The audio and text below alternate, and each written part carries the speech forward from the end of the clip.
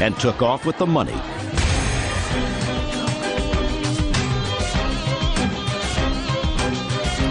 Yeah, this is case number 260 on the calendar in the matter of Treitner versus Unterberger. Thank you. You're welcome, Judge. Parties have been sworn in. You may be seated.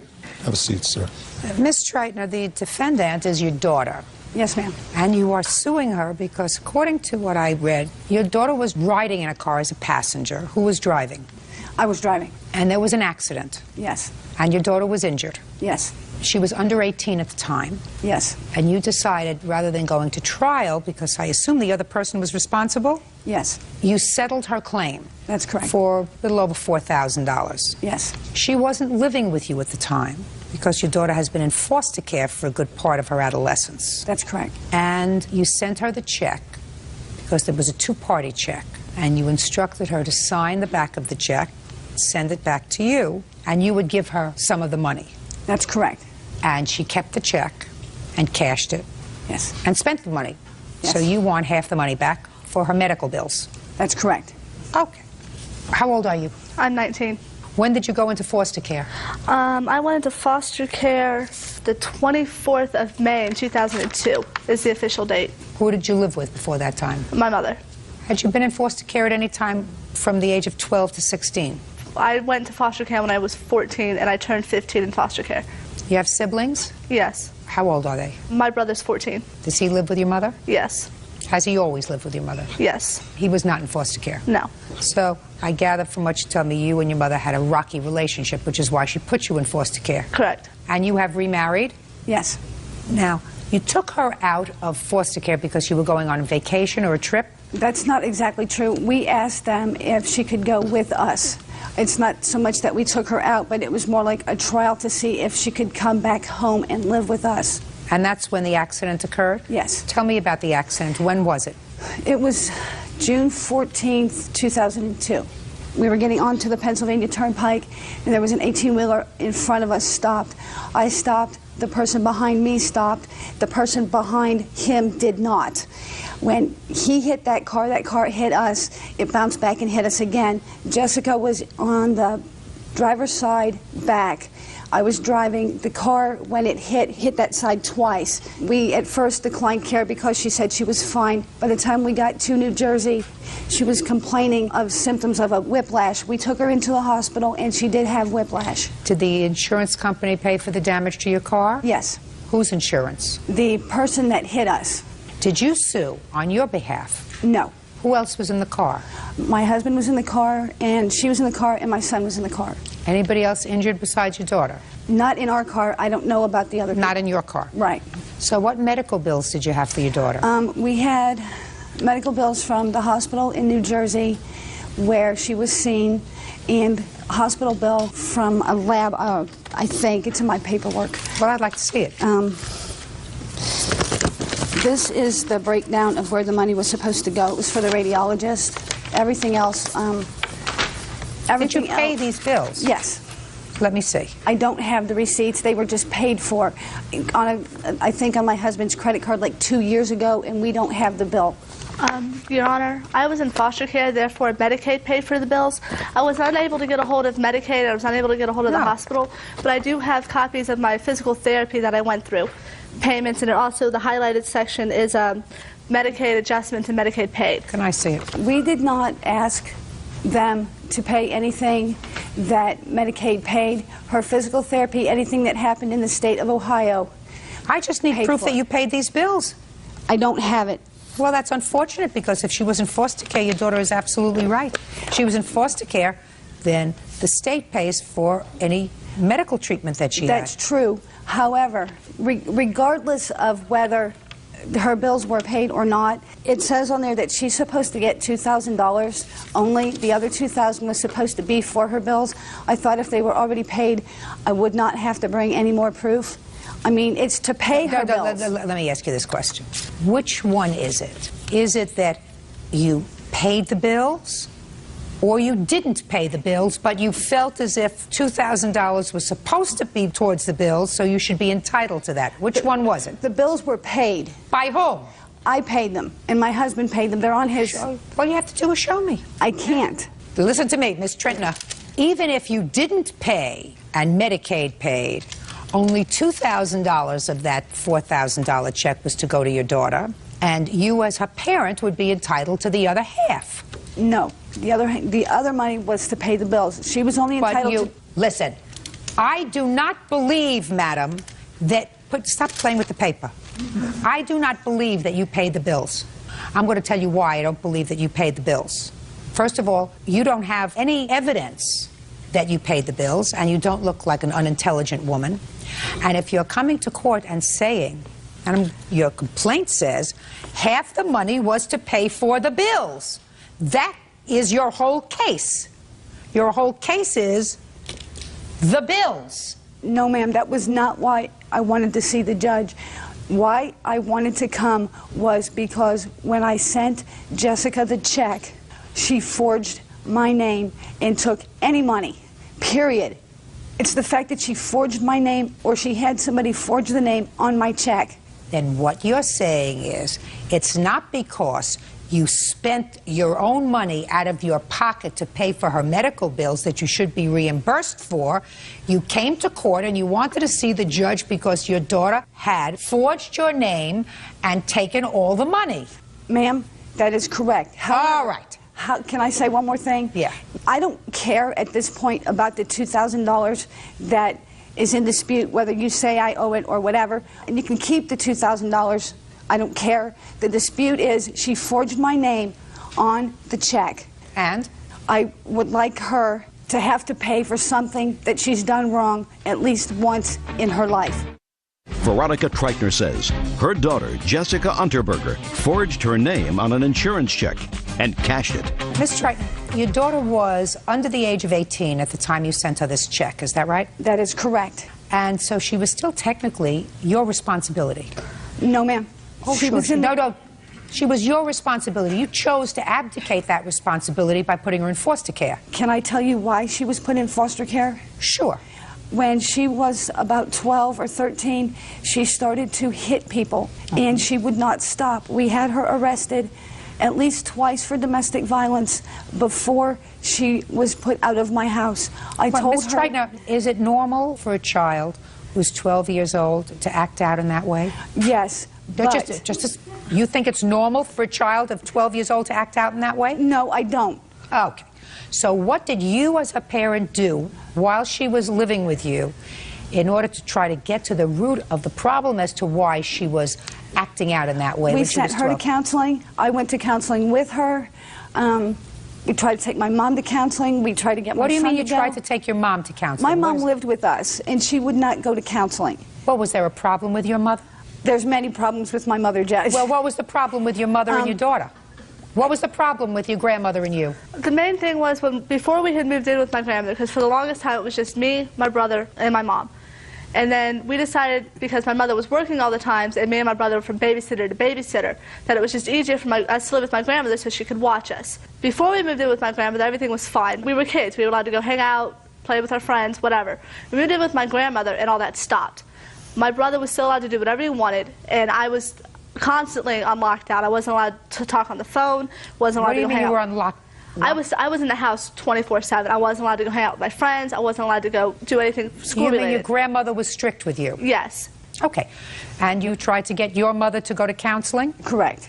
And your mother refused to go to counseling? Exactly. I assume you wanted your mother to go to counseling because you felt as if some of her behavior was not appropriate. I felt between my mother, me, and Jessica that there was an issue that we needed to get to the bottom of. Yes. Okay, and your mother refused to go? Yes. Your daughter went?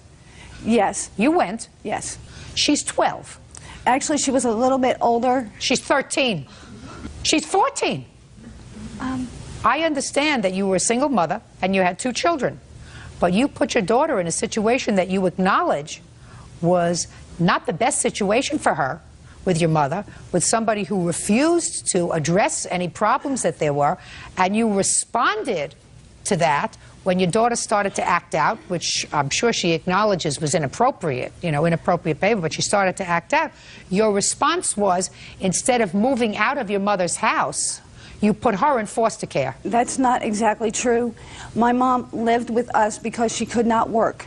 She had nowhere else to go. My brother wouldn't take her. Nobody would take her. Just a second. Is what you're telling me now that you had to make a choice between your mother and your daughter? No. That your mother had no place else to go and you couldn't put your mother in foster care, so you put your daughter in foster care? Shh. No. Come on. No, that's not what I'm saying. Well, I mean, I'm trying to get what's happening here. Can I kind of explain it? Jessica would go from hitting, then she went to punching, she tried to choke me, she went after her grandmother with a butcher knife. The reason that I finally put her out is because I told her, if you ever hit your brother, you cannot stay with me anymore. I put up with a lot of stuff. Even when she went to counseling, we found an excellent counselor for her, was working wonders for her. Then she decided that she didn't like him, and then she wouldn't talk to anybody. So when she hit her brother in the face, that's when I told her that she was no longer welcome in my home because she was my daughter, and I didn't know what else to do. Okay, so that's, just a second, so that's what you did. And then you had a problem with this check. Now, you don't have to answer me as to whether or not you forged your mother's name. You forged your mother's name, you cashed the check. That's what you did, right? Correct. Okay, what'd you do with the money? I was living in my own apartment, and I needed furniture for my apartment. How old were you when you were living in your I was 17. Okay. Foster care has a program called independent living, and that's what they did. They put me in independent living. I needed pots and pans, dishes. Okay, so you were living in an apartment. Correct. Did you know that she was living by herself? Yes, I did. Good. What did you do to help her set up in her apartment?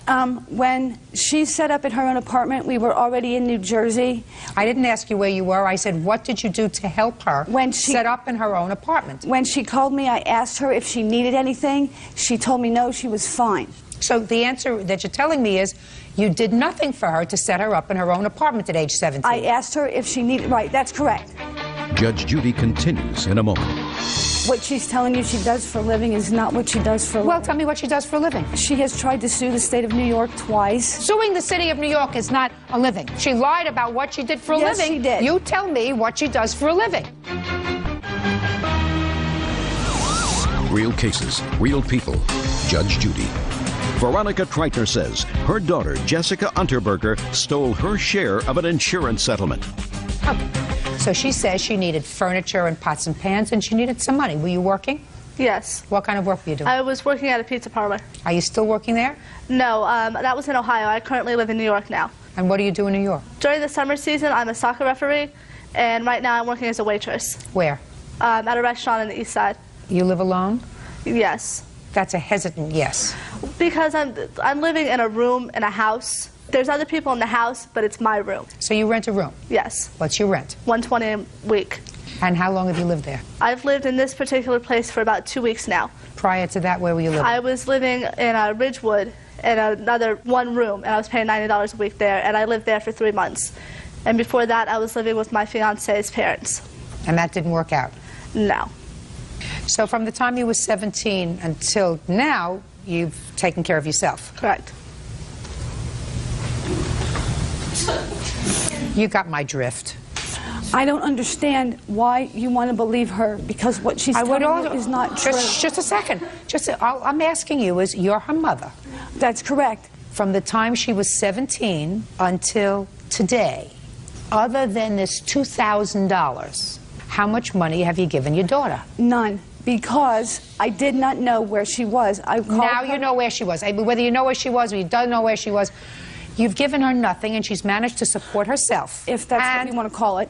Well, she's managed to support herself. But what she's telling you she does for a living is not what she does for a living. Well, tell me what she does for a living. She has tried to sue the state of New York twice. Yeah? She has lied to you about not where she lives, but who she lives with. And listen to me. I asked you a simple question. You said to me she lied about what she does for a living. And I'm asking you if she lied about what she did for a living. Yes, she did. You tell me what she does for a living. Suing the city of New York is not a living. I understand that. All right. What she told you and what she told me was that she works in a restaurant and she gets paid under the table. Who cares? But that is not true. Well, so tell me what she does. I'm not sure. But I know she doesn't do that. Let's try. Now, let me tell you something. I was concerned. You know what? I'm speaking. I was concerned about your lawsuit from the beginning because it seems to me that you were... Again, she's I'm gonna win. speaking. You were in a car. You were the driver of the car.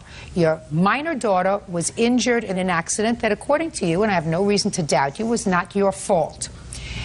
I have children, and if one of my children was injured in an accident, and the accident resulted in that child getting a claim, why don't you try paying attention instead of crying because you're not going to get any money? I don't care about the money. Then just listen. Then just listen. It would seem to me what I would do is I would say, gee, here's $4,000. I'm going to put this in an account for my child, for their future, either for college or to set them up in an apartment or to help them maybe with a car. But certainly, I didn't pay out any money because I had insurance that covered the medical bills. That's not true. And you didn't pay any money because I don't believe that either you or your husband paid any money, because if you did, you would have the canceled check. You would have your credit card statement showing that you paid the amount 2 years ago, because if you knew you were coming to court and that's the evidence that you required, that's the evidence that you would have. Now, you say you're angry because she forged your name and she should be taught a lesson. Well, it was the wrong thing for her to do, to forge your name and to take the money to use to set up an apartment. But at the time she was 17 years old, she was placed in independent living, had your own apartment. You were working marginally to pay for whatever was in the apartment, and she needed the money. And since you weren't forthcoming with the money and you knew how to reach her because you knew where to send the check, you sent her the check and said, darling, sign the back of this check. When I get the money, I'll give you half. That's not what happened. That's what you told me in your complaint. You said, you want me to read you what you wrote? You said, I sent her the check unsigned. I sent it by certified mail. That's correct. Okay, so you knew where to send it. Right after that. Yeah, just a second. So you knew where to send it. And if you knew where to send it, was she in foster care or was she in her own apartment? She was in her own apartment at that time. Right. And how much had you given her at that time to help her set up an apartment? A little slush funds. Considering that I had just found out that she was on her own, I couldn't have sent her anything, could I have? I did not know. Yes, just a second. I did not know. Yes, my dear, you could have. You could have said, here's $4,000 that I just got. But I'm speaking. You're on your own. I'm signing this check over to you, my sweetheart. I know you've had a difficult teenage time. We haven't always gotten along, but you're on your own now. Here's $4,000 that none of us anticipated because you decided to settle the case for her. Here's $4,000. I want you to take it. Whatever you don't need, listen, whatever you don't need to set up your apartment, put in a bank account and use it with my love, because part of it should come to me. I'm giving it to you. That's what you should have done. You didn't do it then. You're doing it now. Your case is dismissed. That's all. I can't believe this. You win again, you stupid. Now, this is case number 226 on the calendar in the matter of Durant versus Lockhart. Parties have been sworn in, Judge. You may be seated. Have a seat, please. Valerie, how old are you, dear? 16. And the lady standing next to you is your stepmother? Yes. And Miss Lockhart is your grandmother? Yeah. And you are her? Mother.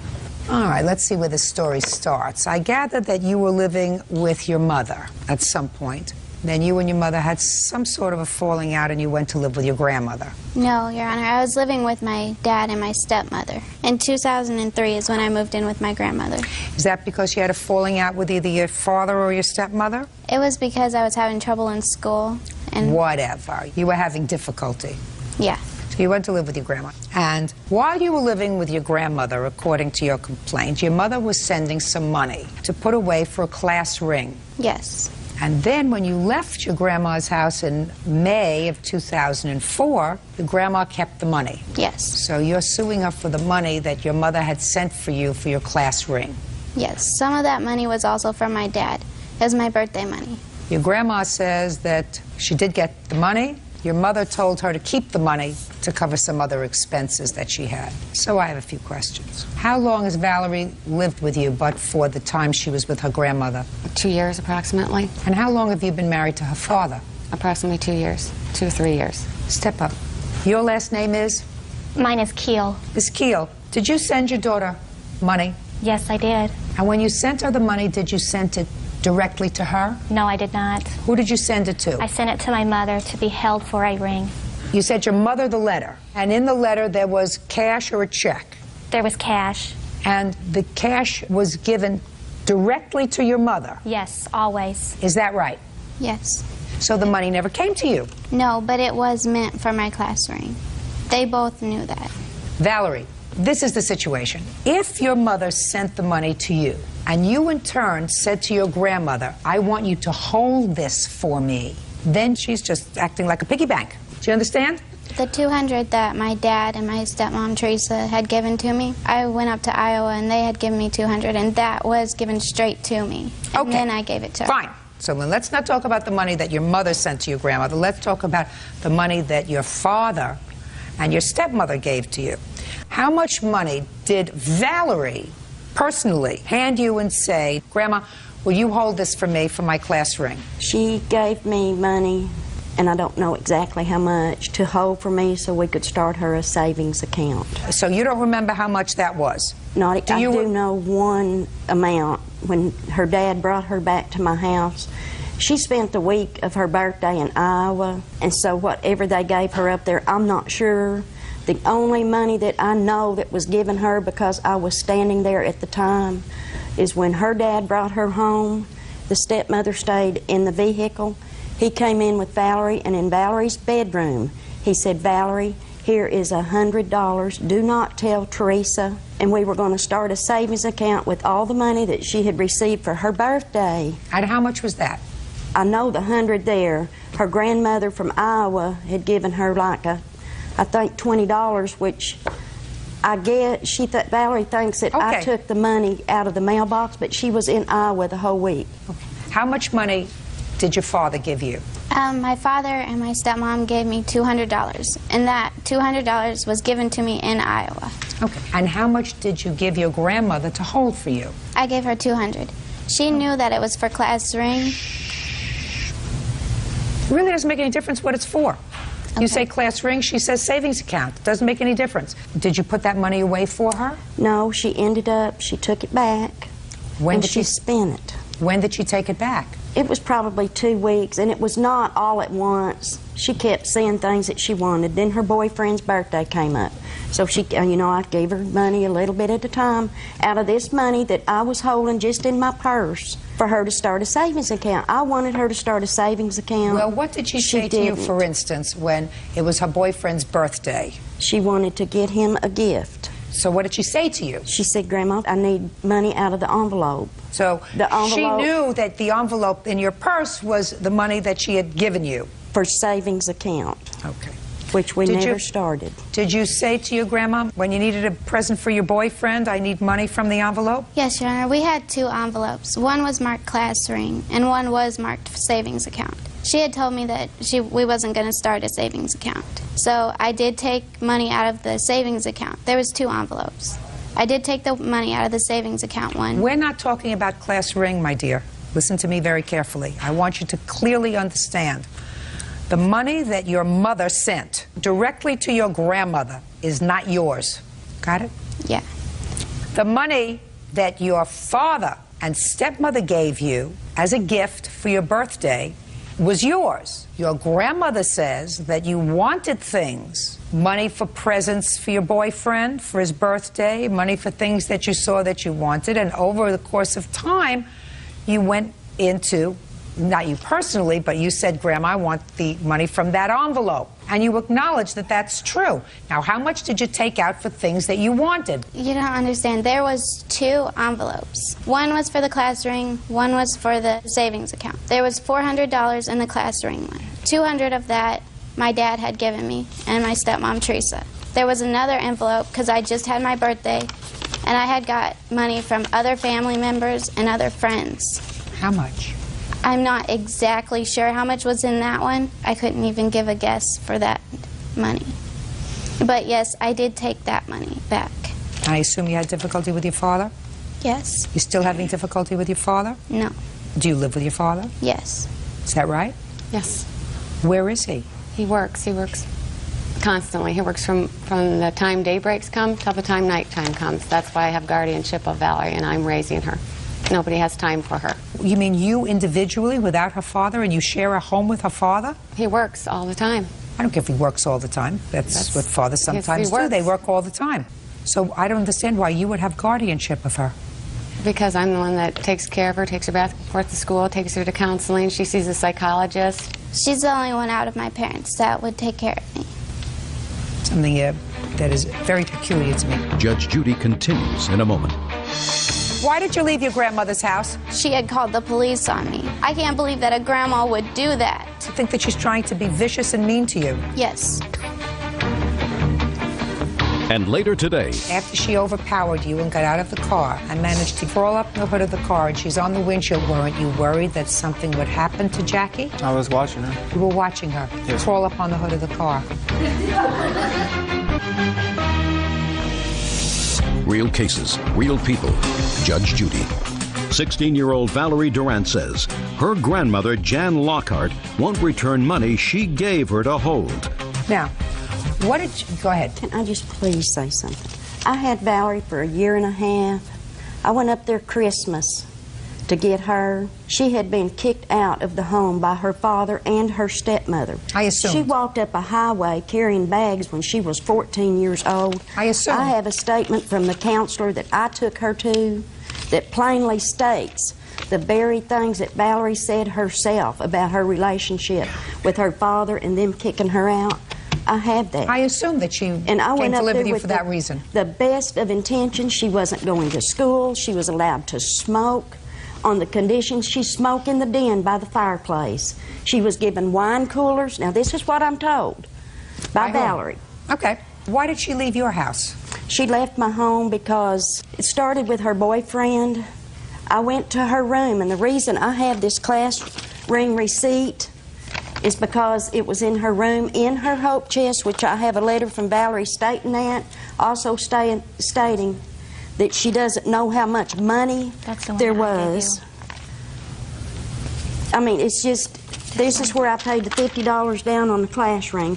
I did have $125 from her mother for the class ring, but the money that Valerie got for her birthday was in Iowa, except the $100 she received from her dad in her bedroom when I was standing right there. And it's your statement that she spent it. And it is gone. Okay. Why did you leave your grandmother's house? Because me and my boyfriend, we had some trouble. And what do you mean you and your boyfriend, you had some trouble? We had sex. And? And then she found out about it. And? And after that, she wouldn't let me call my dad to ask for him to come and get me. How old's the boyfriend? He's 16. She told many people that she was keeping the class ring money to pay for an attorney because she pushed him in church. She pushed him in church? Yes. Ah. They never went to court over that, though. But she told me that she was going to keep the money for that. And also, one of the reasons why I left her house was because we was having way too many problems. She wouldn't let me call my dad. So I told her that I was going to the neighbor's house. And then when I went to the neighbor's house, she had called the police on me. And the police came, and she told the police that I had ran away and that I kicked in their door. I was really upset that she would do something like that. Because she's a bad person. Is that what you're telling me? I'm just saying I'm asking you a question. I can't believe that a grandma would do that, you know. You think she was trying to be vicious and mean to you? Yes, I do, because I did not run away. I told her where I was going. Just a second. I'm just asking you. You think that she's trying to be vicious and mean to you? Yes. Where's the boyfriend? He's in Arkansas. I don't go out with him anymore. Why not? Because I moved to Iowa. Does he call you all the time? Not anymore. We used to. He used to call every night at 9. When did he stop? After we broke up. Why did you break up? Because I was going to school and going to work, and I didn't have time to talk to him. Oh, I don't believe that, my dear. That's a fib. Going to school and going to work doesn't mean that you can't talk to him at 9 o'clock or 10 o'clock, so that, I don't buy that. She's not allowed to talk on the phone after certain hours. Miss Durant, you are nothing but trouble. Well, that may be. You are nothing but trouble. What I'm telling you is if you find yourself in the unenviable position of having a 16-year-old that you're in charge of, because according to you, father works all the time and the mother is not capable, I'm going to tell you that you should not, under any circumstances, encourage her or importune her or support her in cutting off ties with her biological family. That is a very stupid thing. I do not do that. Very Your stupid Honor. thing. Well, you're being here today. Your being here today suggests to me that you do, because but for your intervention, she could have not proceeded with this case today since you are her guardian for some bizarre reason. So if it were me, I would have said to her, listen, you're not talking about a lot. I don't know how much money your husband sent to Grandma for taking care of her for the year and a half she was there. How many thousands of dollars a month did he send? $150. A month? A month. A month. You can't feed a large goldfish for $150 a month. So her grandmother supported her, took care of her for a year and a half. Far more than And a couple we're $100 grateful for a that she did it. class ring. For a class ring, which I don't see why she needs, because she left her grandmother before school was out. Your case is dismissed. Be smart. That's all. Parties are excused. You may step out.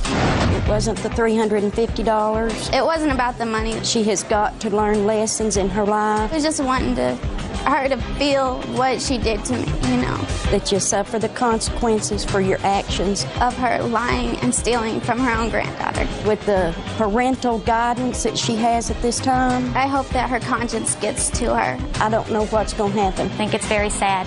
I just think it's pretty pathetic that me being an outsider, I have to take care of her. But regardless, I love her. She'll always be my daughter. Can't get her own mother to take care of her. And I always want what's best for her. It really bothers me. It hurts my heart. Oh, I'm happy the way that I'm living now. She knows my phone number. So, things are just normal for me. And now the next case. All parties in the matter of Avila versus Young, step forward, please. 22-year-old homemaker Crystal Avila is suing her ex-boyfriend, 19-year-old construction worker Justin Young, for the cost of a broken windshield. Justin claims the window was broken by Crystal's 4-year-old daughter. Have a seat. Miss Avila, this is your daughter. Yes, ma'am. She's 4. Yes, ma'am. And Mr. Young used to be your boyfriend. Yes, ma'am. How old are you, Mr. Young? 19. 19. Yes, ma'am. How old are you? 22. He's not your boyfriend anymore? No, ma'am. Good. According to your complaint, you went into the grocery store and left Mr. Young in the car with your daughter, Yes, just the ma'am. two of them. And while you were in the grocery store, the windshield of your car got broken. Yes, ma'am. And it was done by people inside the car. Yes, that's what I heard Just at a second. first. Just a second. Okay. By people inside the car, which was either Mr. Young or your daughter. Yes, ma'am. You want Mr. Young to pay for the windshield. Yes, ma'am. And Mr. Young says he's not going to pay for the windshield because your daughter broke the windshield. Or she helped. Or she helped. So, Mr. Young, I have a few questions for you. Were you the passenger in this car? Yes, ma'am. And Miss Avila stopped at the grocery store to run in for a minute? Yes, ma'am. And she asked you to watch, what's this little girl's name? Jackie. She asked you to watch Jackie while she ran in to get what in the grocery store? Just a couple. What was she going to get? Chuck. Cash a check. I was getting Oh, my cash a money. check. Yeah. Smart girl.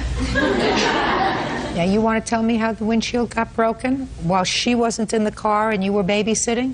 Jackie got out of the car and got on the hood. It was, She got out of the car. yes, ma'am. Were you in the car? Yes, ma'am. She overpowered you? No, ma'am. I just want to try to understand that. She got out of the car. She overpowered you and got out of the car. And then what happened? I let her get out of the car. What? I let her get out of the car. Yes. Yes, ma'am. And get on the hood. And she managed to get up on the hood by herself, or did you put her on the hood? She got there by herself. How did she do that? She's a little teeny girl. She crawled up there. She went on the front bumper first. Yes, ma'am. She got herself on the front bumper first, and then she crawled up on the hood of the car. Yes, ma'am. And where were you when she was doing this? I was inside the car. What were you doing inside the car? Just waiting. After she overpowered you and got out of the car and managed to get up on the bumper, crawl up the hood of the car, and she's on the windshield, and you were inside the car waiting. Yes, ma'am. Mr. Young, weren't you worried that something would happen to Jackie? I was watching her. No, ma'am. You were watching her Yes. crawl up on the hood of the car. Yes, ma'am. What do you do for a living? I'm in construction. What do you do in construction? Asphalt. You don't have children, do you? No, ma'am. How much did the windshield cost to have fixed? The first estimate I got was $316. You still didn't tell me, Mr. Young, how the windshield got broken. She was kicking it. When she started kicking it, did you tell her to stop? Yes, ma'am. You were inside the car. Yes, ma'am. Did you yell outside the window? No, ma'am. I hit the window back, trying to get her attention, tell her to stop. So you hit the window to Yes, tell her to ma'am. stop. Yes, ma'am. Is that how the window broke? Yes, ma'am. Her kicking it and you punching it to tell her to stop? Yes, ma'am. I wasn't punching it, I was tapping it. Tapping it. Yes, ma'am. You still don't think this is your fault? No, ma'am. Hello? The mayor, hello? you don't let a 4-year-old outside of a car unattended, because I really don't believe that she overpowered you and got out of the car. Yes. And then if you see her jumping up on the bumper, according to you, and then crawling on the hood of the car to the windshield, a normal, semi-intelligent person would have hopped out of the car, and because they would have been afraid for the child's safety, Mr. Young. Yes. So now you're going to tell me, whose fault was this? It's my fault for that now. Yes! Yes! Just stop there. Judgment for the plaintiff in the amount of $316. That's all. Thank you. Parties are excused. This is case number 261 on the calendar in the matter of Simpson versus Scaife. Parties have been sworn in. You may be seated. Folks, have a seat. Ms. Simpson, you were taking a family vacation to Jamaica. That's correct. And at the time of this vacation, this lovely young man was your daughter's boyfriend. That's correct. It is your claim that you agreed to advance him the money to go on this vacation with the agreement that he would, when the vacation was over, pay you back. That's correct. You did take him on the vacation, paid for him. He and your daughter have now parted company, and he has never paid you back. That's correct. And Mr. Scaife says that he had a wonderful time on vacation. Right. But he was your guest, right? Right. Who was this? This is my roommate at the time. We were invited. Her daughter lived with us. He was a witness. Did you go on the vacation too? No, ma'am.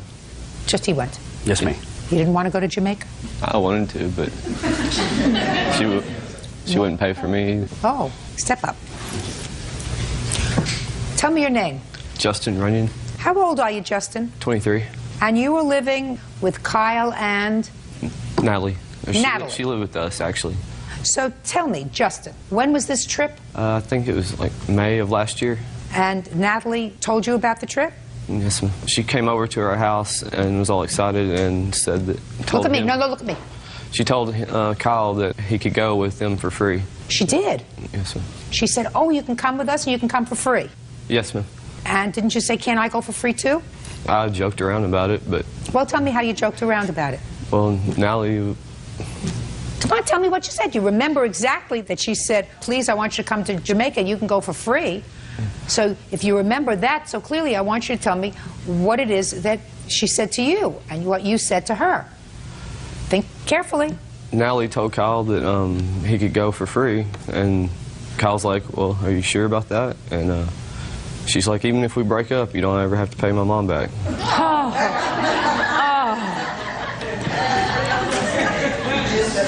It's like I'm watching Dumb and Dumber. Huh? Right?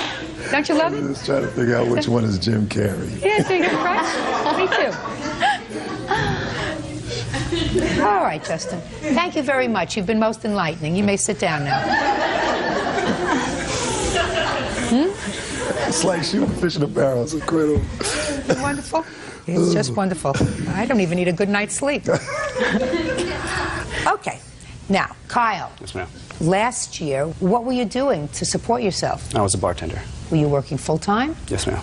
So, get good tips? Nice-looking guy like you? Sometimes tips were great. Sometimes we weren't so busy. Well, you managed to support yourself, right? Yes, ma'am. Great. Are you still working as a bartender? No, ma'am. What are you doing now? I paint houses. Got a girlfriend? No, ma'am. What happened with Natalie? It just didn't work out. She's a nice girl, right? Yes, ma'am. Yes, ma'am. Come on, Natalie. Thank you. Been wanting to play too. You want to play too? No, I usually have all the fun. Natalie. Yes, ma'am.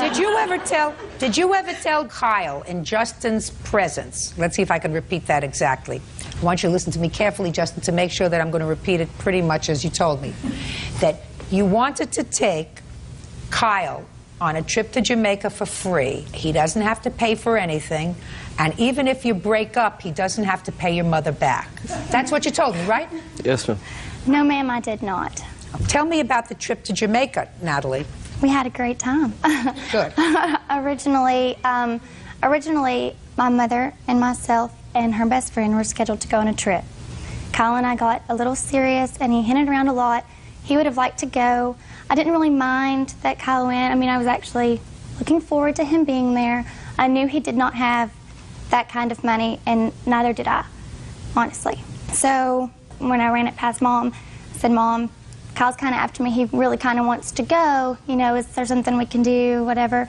And Mom said, can he borrow the money from his parents? Kyle said, no, that's not an option. Mom said, well, I can give him a loan. And at that time, we were expecting Kyle to get a settlement from an car accident that he had been in.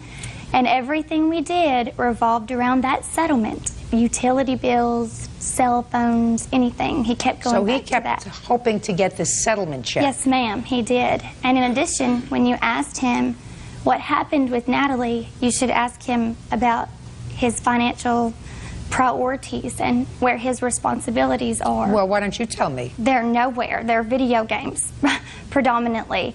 Kyle was in between jobs most of the time. After his car accident, I actually paid his bills in he and Justin's home. What kind of car accident were you in, Kyle? I was rear-ended at a stoplight. Were you the driver of the car? Yes. So you sued the car that hit you? Just for medical bills and everything like that.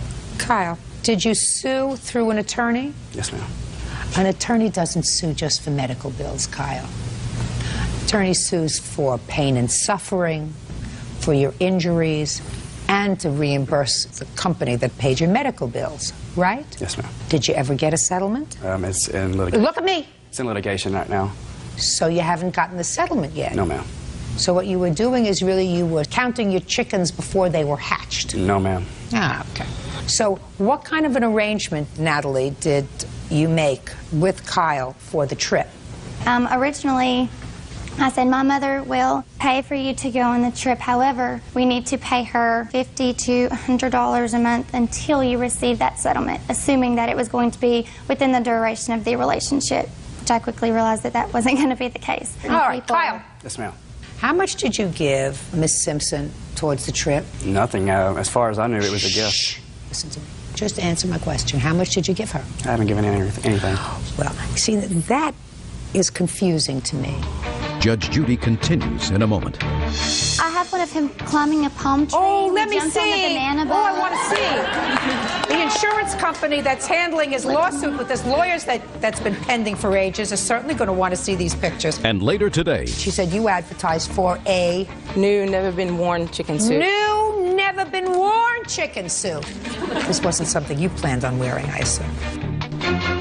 Michelle Simpson and her daughter, Natalie Ballard, say Natalie's ex-boyfriend, Kyle Scaife, owes for his share of a trip to Jamaica. Now, what do you do for a living? I'm an administrative assistant. You have a household? Yes, ma'am, I do. Who lives in your household? Right now, myself and my youngest daughter. And are you the sole support of yourself and your youngest daughter? Yes, ma'am. How much do you earn a year? Approximately $38,000. Okay. Now, how much were you making last year?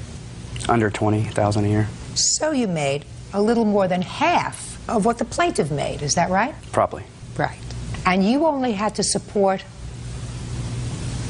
myself and her daughter. You were supporting her daughter? Well, we were doing it together. Just a second. You were supporting her daughter? We were doing it together, actually. It wasn't. I wasn't paying everything. We were both paying everything together. So you were supporting myself. Right. Then why would you think that this lady who's running a household, taking care of a minor child, why do you think that she would decide to blow you to a $1,000 vacation? I was actually shocked. You know, actually, I never asked. I'm shocked, too. I want to tell you something, Kyle. It's shocking to me. Shocking. Because her daughter would have gone without you. I'm sure she would. In a flash. Yes, ma'am.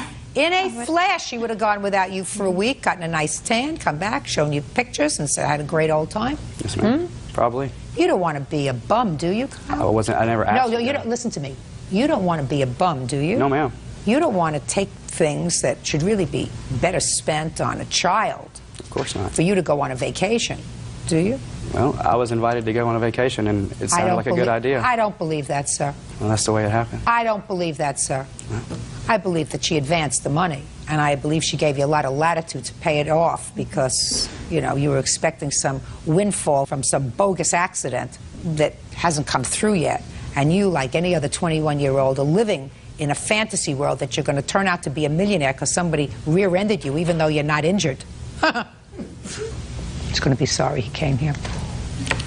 When you went on this trip to Jamaica, did you participate in water sports? No, ma'am. Did he participate Yes, in water ma'am. sports? Sure he did. Sure he did. Did you go swimming? Yes, ma'am. What other water sports did I he have one of participate him in? climbing a palm tree. Oh, We let me jumped on the see. banana Oh, I boat. want to see. The insurance company that's handling his lawsuit with his lawyers that's been pending for ages is certainly going to want to see these pictures, but I want to take a look at them first. Does this look like a healthy man to you? Yeah, pretty healthy. Oh, look at him climbing up the tree. Yes. Look at him climbing up that tree. Picking up his girlfriend. Lovely, lovely, lovely. Oh, well, not only will you probably not get this money from your car accident and the substantial injuries that you alleged in your complaint, but you owe her $916. Judgment for the plaintiff. Step out. Parties are excused. Let me step out. I think somebody finally taught him a lesson. Regardless, win or lose, at least I'm glad this is over with. I know Kyle better than anyone else, and no one can make him do anything he doesn't want to do but Judge Judy. I'm just tired of messing with them. I'm sure they're tired of me. I just soon move on. I did speak with Kyle several times. Nothing was ever said about it until the relationship was over. He did say that he would reimburse me the money once he got his settlement. I'm sure they want the money, especially since the relationship didn't work out. Oh, I'm thrilled. Justice has prevailed. Cold-hearted people. And I think we need to go back to Jamaica real soon. And now the next case. All parties in the matter of Alarid versus Ayala. Step forward, please. Small business owner David Alarid is suing teacher Sandra Ayala for the cost of a chicken suit he sold to her via eBay.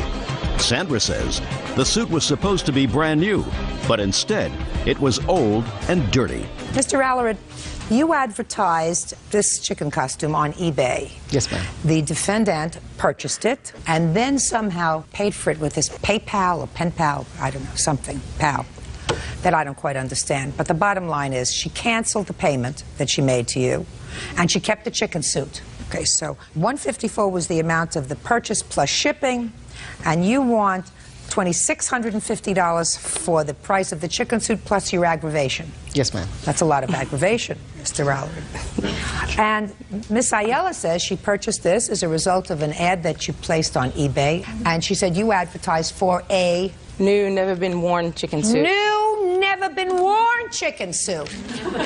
She purchased it in good faith, she sent you the money in good faith, and she got this dirty, disgusting, worn chicken suit, which she doesn't want, right? Correct. And which she's not going to pay for. Now, when did you purchase it? This was in May, early May. And what did you purchase it for? This wasn't something you planned on wearing, I assume. No. I'm a special education teacher, and just on a volunteer basis, sometimes I throw events for the special ed kids in my area. So I had a couple of picnics and concerts coming up in the early summer, and we have some children's music, and there's a song about a chicken in it, and I thought it would be great to have a little chicken mascot. David Alarid says eBay customer Sandra Ayala owes for the cost of a chicken suit. Sandra claims David misrepresented the sale. Do you have a copy of his ad that he ran on eBay? I think he brought the original ad. Can I see it, please?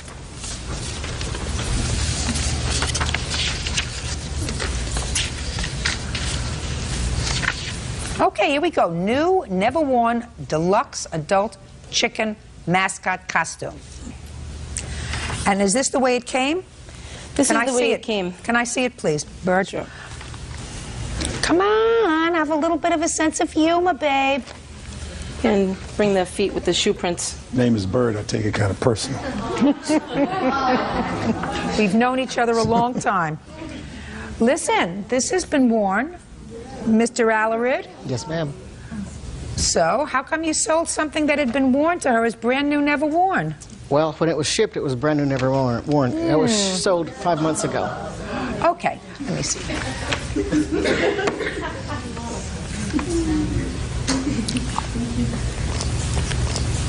I don't know. It doesn't look too awful.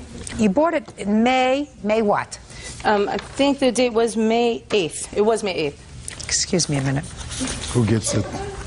Let's keep it right here for a minute. Well, I haven't finished doing the case yet. Okay.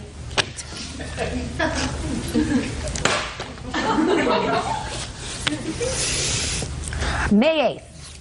And when did you receive it? Just about a week after that. When did you notify them that you didn't want to pay for it? Well, that's not, I did pay for it. I paid for it right away. PayPal is a... So you paid for it right away. Paid for it on May 8th. Exactly. Okay. Then you got it about a week later, say May 15th. And you realized that it was worn. It was worn. So what did you do? I contacted eBay by email. That's the only way. And I contacted PayPal. And I said, what do you do in a situation like this? Okay. Do you have any emails to support that? I do have emails. I have emails between he and I, but the No. the PayPal... I want to see... This is the record of PayPal. Let me see. Is this the first time you had bought something on eBay? Yeah, it was my first time bidding on something on eBay, and so since I wasn't sure how to go about it, I had to call PayPal and said, what do you do when you receive a fraudulent item, when something comes worn and dirty and you didn't pay for that? And they said, oh, this man has actually refunded your money. I said, why? And they said, well, we can't be sure why, but you'll be getting the money in a day back to your account. And then he sent the email that said, PayPal accidentally sent you that money. You have to send it back to me. So I contacted PayPal again, and they say, we don't do refunds at all. It's seller initiated, and there are no accidents. Now, when did you correspond with Mr. Alarid about the suit? The day that the money came back into my account. Was that also in May? Yes. So practically immediately? Exactly. Is all that correct, Mr. Alarid? No, ma'am. Okay. When did she contact you and let you know about the condition of the suit? June the 14th, after I'd sent several emails, finally, out of desperation, eBay and PayPal advised me to file a complaint with the FBI Internet Fraud Division, at which point I sent an email saying, look, I'm filing a complaint with FBI Internet Fraud Division. That was on June 14th? Yes, ma'am. How many of these chicken suits have you sold, Mr. Alarid? On eBay or altogether? Altogether. Probably about 50. 50? Yes, ma'am. How many on eBay? Probably about a dozen. Where do you get them from? Out of New York. How much do you pay for them? I pay $49.99, I believe it is. So you pay $50 for them? Yes, ma'am. She doesn't like her suit, so you either want the money or the suit back. Well, it goes a little bit beyond that at this point. Judge Judy continues in a moment. She wants to give it back to you. I asked for it back several times. Yes? And her emails, which I have right here, I have a copy for you. Yes, I'd like to see them. Okay. Here's the emails right here.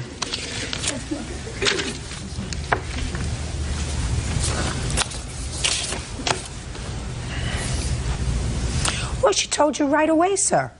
She said, I don't know what clerk you checked with about the condition of the suit, but that suit arrived in an old bag, in an old box, and the suit was full of leaves and debris, and the rubber parts were stained with marks on the beak, head, and shoe prints on the feet. They're still there. She told you that right away. That was June the 14th. So, she wants to give you the suit back. I asked for it back. Now you got it. Listen to me, Mr. Alarid. Are you in business? Yes, ma'am. Have you ever had complaints filed with regard to these chicken suits before? Never. So you paid for 50 chicken suits, which you paid $50 each for, equals $2,500. That's what you paid for the chicken suits. You sold 49 chicken suits times 124? Yes, ma'am. Equals $6,776. That's a fair profit. You made almost $4,000, and you've never had a complaint. Correct. Consider this the cost of doing business. Oh, it's not a problem. Perfect. Give him his chicken suit. Okay. Perfect. Now you have your chicken suit and your profit of almost $4,000. I would walk away a happy man, Mr. Alarid. Thank you very much. This case is over. Bodies are excused. You may step out. Judge Judy continues in a moment. In the matter of Hughes versus Farrar. Parties have been sworn in, Judge. You may be seated. Ladies, have a seat, please. Miss Hughes, you were a tenant in an apartment complex that was managed by the defendant. Correct. And it is your claim that he assaulted you. Yes. Mr. Farrar says that you was served with an eviction notice, and you, in fact, assaulted him and one of his employees. He is counterclaiming. How long had you been living in this complex? I lived in that complex for approximately 2 years and about 4 months. And who did you live with? A roommate of mine. When did Mr. Farrar come to work at the complex? December 19th of 2003. And the incident with Mr. Farrar and me happened on January 23rd of 2004. So describe the incident, please. I was walking out of my apartment on January 23rd, and Mr. Farrar, I noticed that a balled up piece of paper hit me in the back. I turned around, and I seen him along with one of his witnesses over there. Which one? Mrs. Farrar. Now, they said they're separated. Who was Mrs. Farrar? That's the first one there. Okay. Okay, and I turned around and I said, "Did you throw that paper at me? You're so childish." And he followed me into the underground parking lot, antagonizing me, just taunting me, saying a lot of different things to me. I can't wait till you get out of here. You know, he started to say, I have a recorder in my pocket. I'm going to try to get you arrested, you know. So I kind of rushed and got in my car. I was very afraid of this man. I couldn't even leave anywhere. I was so distraught. I went back into my house once I knew they were out of the underground parking lot. So you were sitting in your car, and then you decided not to go out anymore, and you went back up to your apartment. Yes, to go tell my roommate what happened. Go ahead.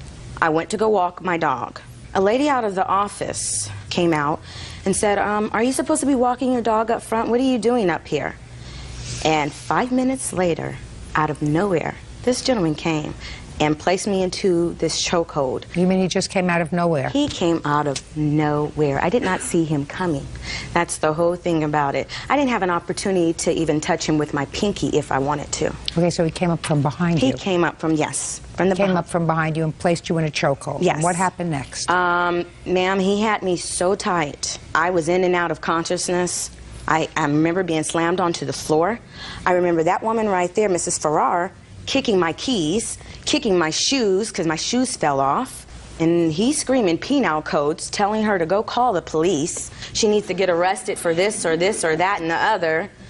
And what kind of documentation do you have, Miss Hughes? I have the pictures with my assault bruises that I had. I have my. I went to the emergency room, and I have. I'd like to see everything that you have. Okay.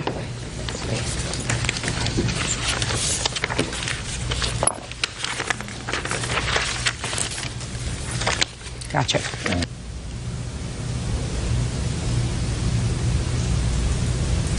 Now, you are not still living at the complex, is that right? When did you move?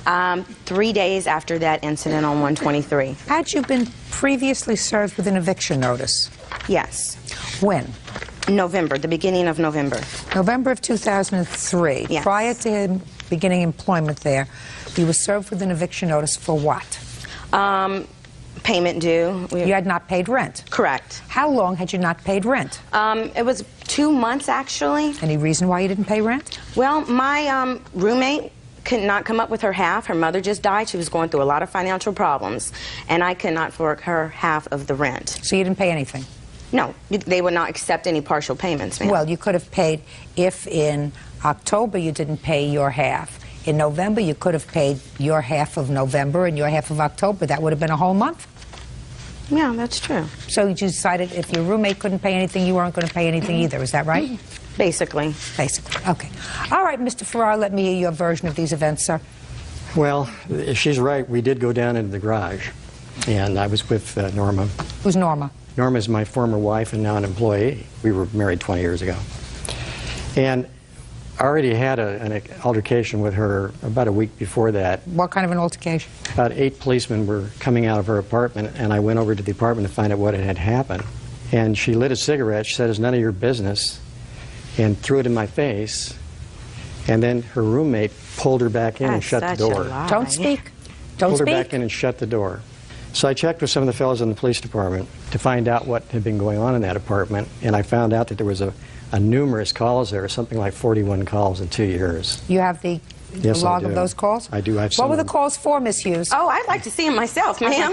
Yeah. I'd like to see him myself the day that he's talking about. No, I'm the day not the police talking did come. And My there's her, 8-year-old daughter there's her called the police Listen by to me, accident. Miss Hughes. I didn't but ask I like a log of the 41 calls. I didn't ask you about the day. I said I'm just asking you whether... One of them involved weapons. Shh. Judge Judy continues in a moment. Who wouldn't know the truth if it came up and bit you in the behind? You're not going to take advantage of the judicial system by seeking redress in the court for something that your bad behavior started. And later today... What is it that you did to your son when you found out that he stole this phone? I whipped him. Did you ever steal anything before? Yes, ma'am. What? Car. Real cases, real people. Judge Judy. Andrea Hughes claims she was assaulted by her former landlord, James Farrar. James says Andrea is looking for a free ride. There are a lot of calls here to your apartment, madam. You know, I personally have seen the police at my house twice. Good. Okay, that's all. Would you please tell me what happened on January 23rd, 04, sir?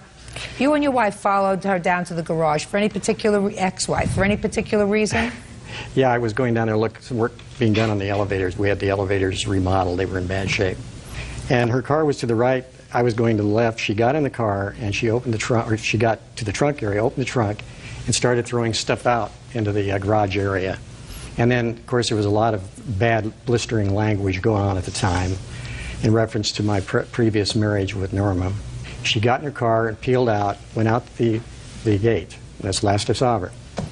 So I finished checking on the work, went back up to the office area. Listen to me. I don't want you to say anything. Wow.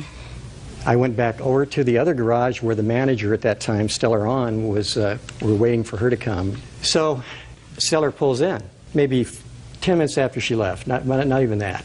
So we left, went back to the office area, and there she was with a dog. And the dog was urinating on the planter at the time. She was smoking a cigarette and had the door open. That day, she had a TRO dropped by Stellar On. Who's Stellar On? She was the existing manager at the time. So the existing manager of the building had a restraining order against Miss Hughes? Yes. May I see a copy of it, please? I don't have it because they dropped it because she couldn't articulate. They dropped it twice. But I do have 2 restraining orders on tenants at the building. They dropped it twice. Yeah, I see them, please. Sure. These are people she assaulted during her tenancy there. These are still enforced, by the way. 2 of my witnesses that couldn't make it today. I have temporary restraining orders issued. You were the defendant, Miss Hughes. The protected persons are somebody by the name of Sean and Adam. We had parking issues there in the underground parking. Okay. Shh. I just asked you. Yes, correct. Okay, go ahead, Mr. Farrar. Anyways, I came back and she was talking to Stellar at the time, at first, and Stellar told her to put her dog on a leash. And she said, with a cigarette right at Stellar, I don't have to do any damn thing I don't want to do. And I'm going to leave out the profanity as best I can. But it would have blistered the doggone walls of this room. It's that bad. So I asked her, please leave the area, go to your apartment. We had mothers and children. Whatever. Coming. You told her to get. You told her to get out, and I wouldn't. Yeah, I did. Okay. I told her to get go out. back to her apartment and get out of there. So go ahead. 3 or 4 times. Finally, she said she wasn't going to leave, and I placed her under citizen's arrest for 415 PC, which is disturbance of peace. Okay. I told Stellar to call the Torrance Police Department and have them roll. And at that point, I'm standing here. She's standing there. The office corner is here. Norma's here, and Stellar's looking around the corner. She tried to step around me going towards the direction of the 2 managers. I did what I instinctively been trained to do. I stood in her way. And when I did, her body went into me. They didn't train you to put a chokehold on someone, sir, and take them to the ground. Miss Hughes. That's not what the police department trains you to do. Do you see how quiet he was when you were speaking? He's thinking of his lies very good. Madam, you wouldn't know the truth if it came up and slapped you in the face. You got a bad temper, Miss Hughes. Everybody who has contact with you seems to have a problem with you, and you have no problem with anybody. You had no problem with the prior building managers. You have no problem with the tenants. I know I had never had any problem. And you had no problem paying your rent, and you had no problem living like a good tenant. You had no problem at all. Me paying my rent doesn't have anything to do with me physically getting harmed, ma'am. Oh, yes, it does, madam. Yes, it does. There's a certain entitlement that one thinks that one has when you believe that you can take property, take things that don't belong to you without payment, like a place to live, and say, sue me. Go ahead. It's going to take you 3-4 months to get me out of this apartment. Meanwhile, I'm going to stay here and I'm going to make a big, fat pain in the for myself, which is exactly what you did. Exactly. Because when you were telling me your side of the story, I was listening. I was perfectly prepared to listen to you and to say maybe this man overextended, maybe this man who was a former police officer or a peace officer got a little carried away with himself. But I was watching you testify, and you wouldn't know the truth if it came up and bit you in the behind. And I want to tell you something. You're not going to take advantage of the judicial system by seeking redress in the court for something that your bad behavior started. So your lawsuit's dismissed. Now, I'm going to get to your counterclaim. But for the fact that she filed this lawsuit, would you be here today? No. Good. So let's say goodbye to each other. She's no longer a tenant, is that right? That's Goodbye. right. Your case is I dismissed and your wanna be a counterclaim is tenant. withdrawn. Thank you Your very Honor. much. That's so great in your life. Step You out. are so great. I was a very good tenant. He was the one that just came aboard. I had been there for 2.5 years. If I wasn't a good tenant, I wouldn't have been there that long. She actually had most of the building in fear, and this is a 90-unit building. There's no criminal charges against anyone that lived in that household. Rather, there was 100 of 911 phone calls. She's being sentenced tomorrow morning for a felony, domestic violence, where she took a knife to her roommate. That man assaulted me, and he knows he assaulted me. He knows he snuck up on me and assaulted me for no reason at all. It's just a pity that a young woman her age can't control her rage and her anger, that tries to intimidate her way through life, and this is what she's been doing. And Judge Judy saw right through it. And now the next case. All parties in the matter of Thomas versus Green. Step forward. Account manager Lizette Thomas is suing her nephew's uncle, customer service rep Antonio Green Sr., for a $1,700 cell phone bill. Lizette says Antonio's son stole her nephew's phone and gave it to a girl. Now I'd like these two young men to come and stand next to their respective parents, guardians. This is your nephew. Correct. And you gave him a cell phone. Yes. So that he could be in touch with you for emergencies. Yes. He lost it. Correct. And somehow Mr. Green's son found it. And according to you, Mr. Green's son gave it away.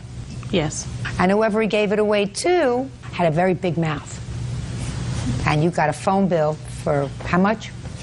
$1,700. $1,700. So you want Mr. Green to be responsible for that. Yes.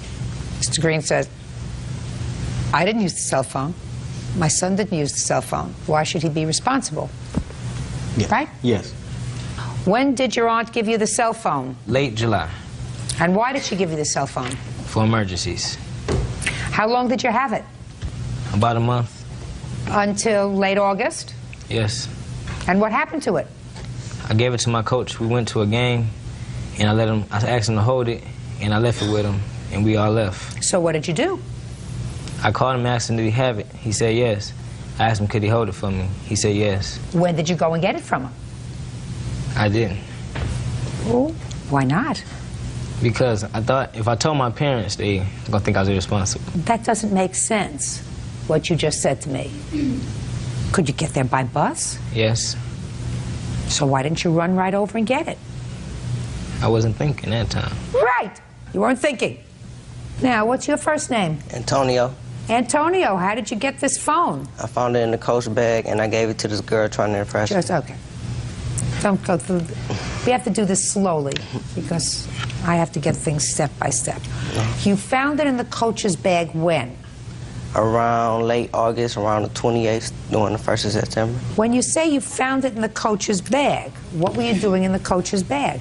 Just going in it, sneaking around. So you stole the phone out of the bag. Right. And what did you do with it when you stole the phone out of the bag? I gave it to this girl. At that time, it was my girlfriend. And what did you say to her? I gave her the phone, told her she could use it. So, Mr. Green. Yes, ma'am. See, this is something he didn't put in his answer, that he stole the phone. Well, yes, I knew that he retrieved the phone. Not retrieved. Well, stole the phone around November when I got the call from Miss Thomas. Stole it. Right. So what is it that you did to your son when you found out that he stole this phone? Can I say on air? Yes. I whooped him. How old are you, Antonio? 16. You go to school? Yes, ma'am. How do you do in school? Good. Did you ever steal anything before? Yes, ma'am. What? Cars. How many? 2 of them. And when you went to court, did your father go with you? Yes, ma'am. How many children do you have, Mr. Thomas? 2, ma'am. How old are they? He's 16 and my daughter's 15. Did she give you any trouble? No. So what are you doing about Mr. Trouble? Well, right now he's in rehabilitation programs in the city, doing counseling session, peer mentoring programs appointed by the court, urine drops and things like that. He had a drug problem? Yes, they said he did. If they said he did, he probably did. Of course, he denied that, but they said he did. Well, he's right out here telling me everything that he did. That's a good thing, because he probably knows that I know anyway. Right. right? Right. So you better get pretty busy because you owe this lady $1,700. Yes, ma'am. You stole the phone, you gave it to somebody, and you lied to them and said, I got you this phone, you can use it. They used it, as you told them to. I mean, the fact that you couldn't get your behind out of your room to get on a bus and go pick up the phone doesn't make you a prince. Do you understand that? Yes. But, I mean, it's your stupidity, but he did it on purpose. He stole it. And then he gave it away, and he said, I bought your present, use it. And you shouldn't have to suffer for that. Mr. Green shouldn't have to suffer for that either. What Mr. Green has to do is he has to harness this boy and send him out there to collect cans, 5 cents a piece, if that's all he can do. Because somehow you got to impress upon him that when he does something wrong, the whole world can't suffer. He's got to suffer. Right. You have to suffer. You understand? Yes, ma'am. Judgment for the plaintiff in the amount of $1,700. That's all. Parties are excused. You may step out. Video on the calendar in the matter of Otterstetter versus Burke.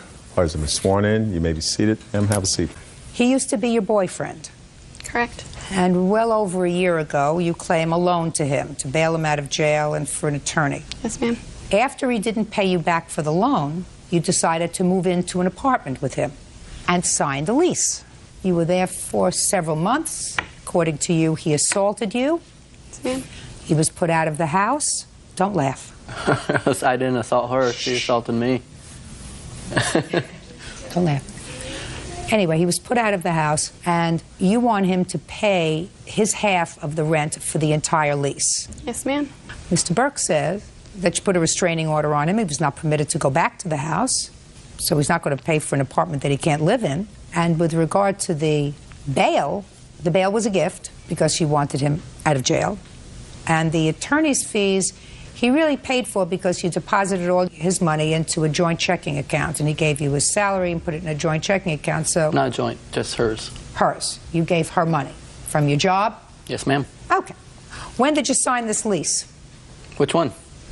The one that we are talking about, where you were evicted. Okay. And don't be glib with It was me. in, I don't like it. September. September of what End year? of October 2004. When did you move in? It was like October 25th, maybe sooner, like a week earlier. When did you move in? I have the lease right here, Your Honor. It's dated 8/26/04. When were you put out of the apartment? October 19th. Did you pay September's rent, your half? Yes, ma'am. Is that correct? No, ma'am, it's not. How did you pay September's rent? I put all my checks into her account. So how long? February all the way up to about September, the end of September. Yeah. I also finished Just a the second. job. Your Honor, that's a complete lie, and I brought all my bank account statements with me. So if he has dollar amounts and dates, we can look on my bank statements and see if there were On checks deposits. deposited. Well, It would be you around the 15th and the 1st of every month. How much did you give him? Amounts. Shh, don't speak to him. Amounts. I'm Well, gonna look give on you the 1, 15th and the 1st. 2, and then I'm going to say goodbye to both of you. Do you understand? Yes, ma'am. How much did you give her on the 1st and the 15th, sir, when you got a check?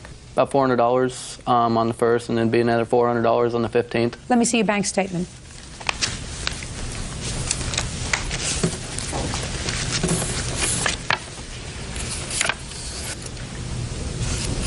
What's this U.S. Treasury?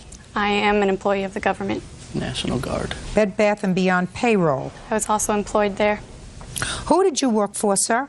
Ray Hall Construction. It would be Payroll Plus that the checks were from. I don't see any of that so far. They should be in there. Well, I don't see any. Not there. I don't see any It's in not here. there because you didn't deposit money in my account. I did. Opti Brand? I worked for them as well, Your Honor. I had 3 jobs. I mean, I have a whole lot of deposits here, sir, but nothing. And any of them unknown? No. Just No. $30, $40, nothing. No $400, sir.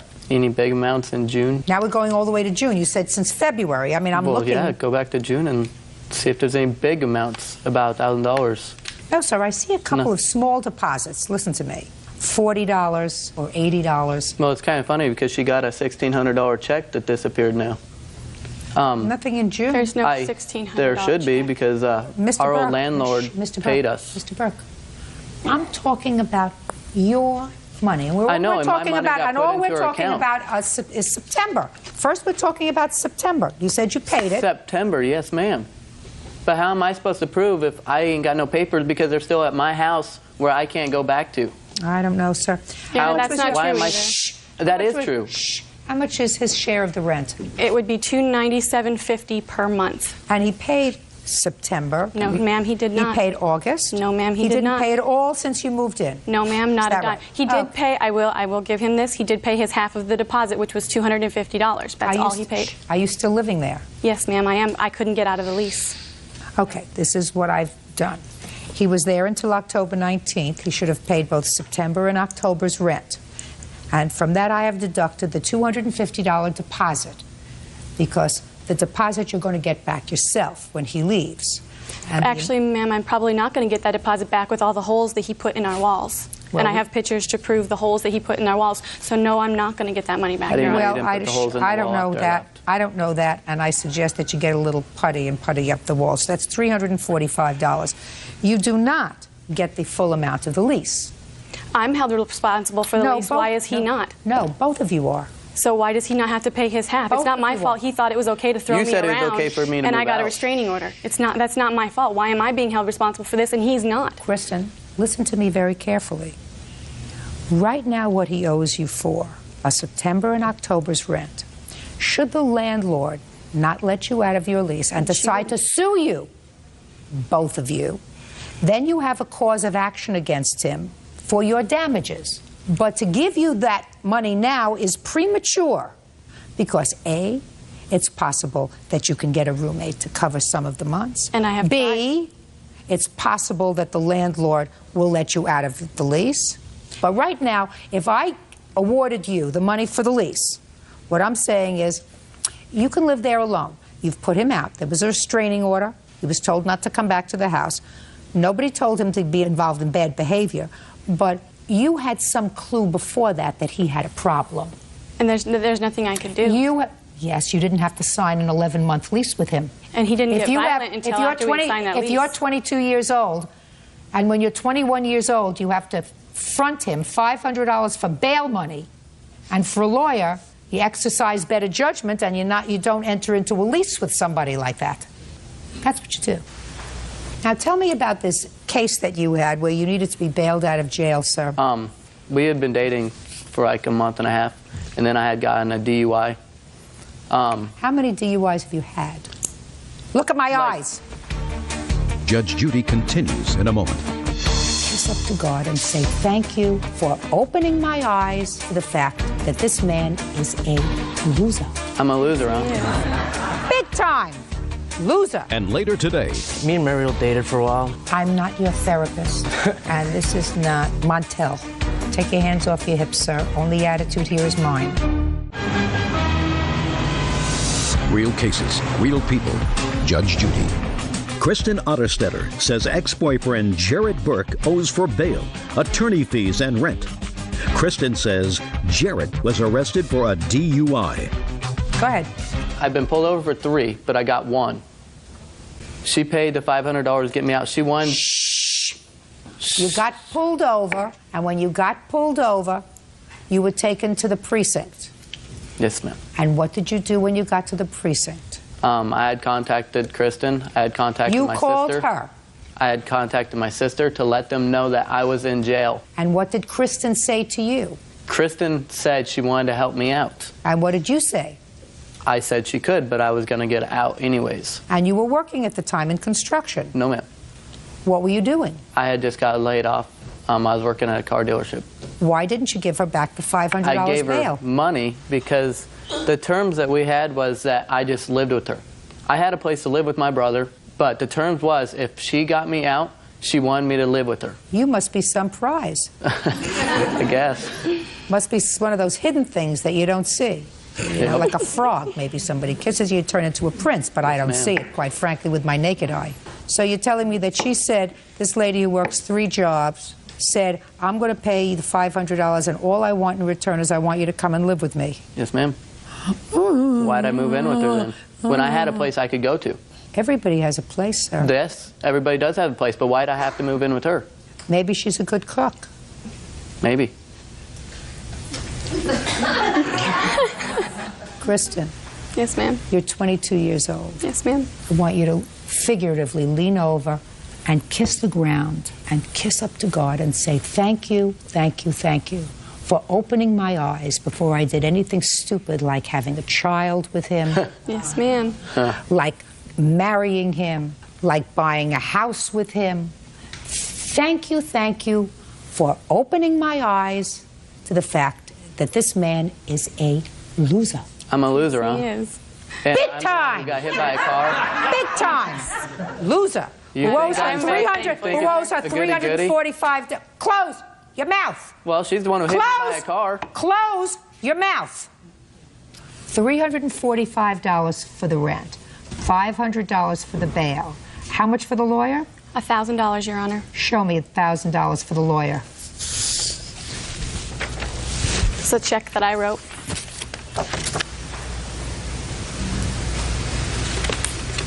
What happened with his DUI case? And that's the reason that I did have to stay, is because I will admit I was stupid, and I signed his bail, and therefore I had to keep track of him. Otherwise, the courts would have come after me for $5,000. Don't tell me that that's the reason, Kristen, because I don't believe it. Not for a second. Are you telling me you let him move in with you so that you could keep track of him? No. Were you keeping track of him at night, too? No. Huh? I offered him a place to stay because he said he could stay with his little brother, but his little brother kicked him out. Kristen, listen to me very carefully, sweetheart. I don't even think your mother's buying that. For some strange reason, I hope you just had a lapse in judgment. Yes, I did. You seem like a hard-working girl who's got everything in order. I'm very impressed with what you've done with your life so far as your work history is concerned. Don't pick on losers. You're a terrific gal. Pick on a winner. Yes, ma'am. Judgment for the plaintiff for the bail, $500, $1,000 for the lawyer, and $345 for his rent. 2 months. That's all. Parties are excused. You may step out. I just figured, you know, if somebody could help give him a fresh start, he may be able to change his life, and obviously he can't. She had beaten me up and hit me with a truck, and I got in trouble for arguing with her, and that's why I got arrested. He just got really angry, threw me around, threw a knife across the room, wouldn't let me out of the house. I attacked myself with a knife. I was trying to go out with my friends that night. She had an abortion, and I just kind of thought my life, you know, was done. I couldn't stand it. You know, I lost everything I wanted. Like she said, I need to stay away from guys like him. And now the next case. All parties in the matter of Meyer versus Magana, step forward, please. 20-year-old administrative assistant Mariel Meyer is suing her ex-boyfriend, 24-year-old construction worker Luis Magana, for unpaid credit card charges. Luis says Mariel gave him the card to use as he pleased. Ms. Meyer, I assume this is your twin sister over here that you brought to court. Yes. And I assume you brought her so that she could tell me what a lousy character Mr. Magana? Magana. Mr. Magana is. Because she used to date him. Yeah. When she got finished with him because she found out that he was a person of, according to her, poor character, you decided not to believe her and you started to date him. Yep. In addition to starting to date him, you got a credit card and decided it would be nice to give him another card. And he's supposed to pay whatever he spent on that card. And he took the card and spent some money, paid you some for the bill, and then you broke up and you claim he still owes you some money. And Mr. Magana says, what? Me and Mariel. First, I want you to stand up on your own 2 feet. All right. Me and Mariel dated for a while. Listen to me. I'm not your therapist. And this is not Montel. So I don't care about you dating. I already said you were dating. Take your hands off your hips, sir. Only attitude here is mine. I feel I don't owe her that money because, first of all, I never asked for her to give me a card. She gave me the card. Okay, so that's the first thing. You never asked her for the card. No, ma'am. Okay. Let's have it all at one time because I'm really interested in all of your defenses. I want to hear them all. First, you never asked her for the card, but she gave it to you anyway. No, I did not. Next. She said that she got the card because she wanted to build up her credit and that I could make some charges on it. So she gave it to you so that you could make charges on it so she could build up her credit. Yeah, making payments back on the credit card and whatnot. And that you were going to make payments on it. Yeah. The agreement that we made was that I was going to give her some money. This was after the fact that we had broken up and she discontinued the card for me. It was never an agreement that I was going to pay whatever things were charged on there. Can I say something? No. These things were charged. He's doing miserably enough on his own. Why don't you just let him finish? These are things that were charged when we'd go out partying, clubbing, and whatnot. Things that were charged so I wouldn't look like a cheapskate or whatever when we'd go out with friends and whatnot. So you wouldn't look like a freeloader. I guess you can say that. Why didn't you pay cash? Just saw it easier to pay with the card. Well, she could have used her card. I mean, you each had a card, right? That's correct. Why did you use yours? Like I said, when we were with our friends, you know, I mean, being the guy, you know, it looks better. You know, the guy paying for things, so I just whip out the card that I had and put the charges on Well, there. so what you're telling me, sir, is that you really were committing a fraud. You were saying to the other people that you were with, listen, I'm the guy, and I'm taking care of the meal or the club, but in actuality, what you were thinking was, I'm not going to pay for this. Is that what I'm understanding? I'm trying to understand you, Mr. Magana. Because the first reason that you gave me that you're not responsible is because you never asked for the card. Correct. Okay. And so let me respond to that first. If you didn't ask for it, and if you didn't want it, what could you have said, Mr. Magana? I could have said no, but... That's right. You could have said, no, I don't need the credit card. I don't want a credit card. I like to pay in... cash. Because if I don't have the... money. I don't want to spend... the money. Right. Look how smart he is. And we've never met. He can finish my sentences. Second thing that you said to me was when you would go out together, because you didn't want to look like a freeloader, and it's because in your mind and in your friend's mind, it's the man's responsibility to pay for the entertainment, right? Correct. You whipped out the card instead of paying cash because you wanted to feel good. That's right. There's a price for that. You want to feel good, you got to do the right thing. You understand, Mr. Magana? I understand. There are no now. free rides here, sir. If you want to look like a freeloader, she'll take out her own card. Then you'll look like a deadbeat freeloader in front of your friends. You want to look like a big shot? Pay the tab. You got it. How much does he owe you? $486.50. That's what you owe her. Did she tell you that that's what you owed? Yes, she did. And what did you tell her? Well, I didn't feel I owed the money. Now you recognize that you do. Is that right, sir? Well, I didn't feel I owed the money because... No, I understand that that's the way you used to feel. I'm sort of hoping that after you and I have explored each other a little bit, sir, you've come to terms with the fact that you do owe her the money. Not necessarily. When she gave me the card, I took that as her giving me a gift. And I don't feel gifts are... Are you trying to tell me I've just wasted my breath on you for the last 10 minutes, Mr. Magana? No.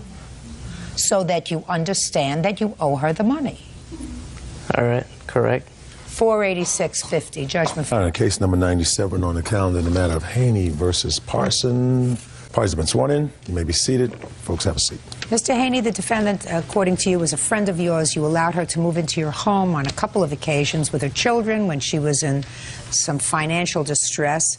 You claim now that she owes you for a variety of things, some old loan, rent, utilities. Correct. Ms. Parsons says there was never an agreement for her to pay you anything.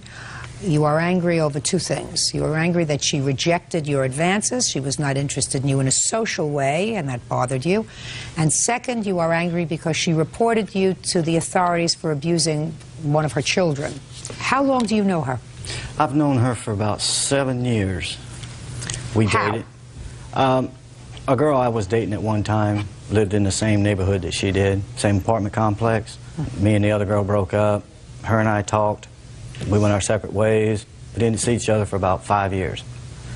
And one night at a nightclub, run into her. Then we started talking, and next thing you know, we were dating. And when was that, sir? I'd say roughly in the neighborhood about February a year ago. So why don't you tell me about first the loans and then the arrangement with regard to rent and utilities?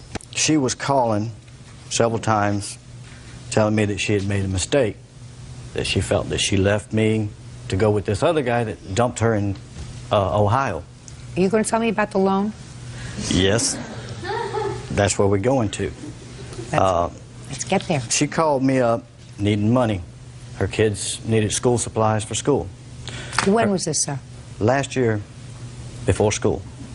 Her and her boyfriend agreed they would pay it back as soon as they can. So how much did you give them at that I time? gave them $100.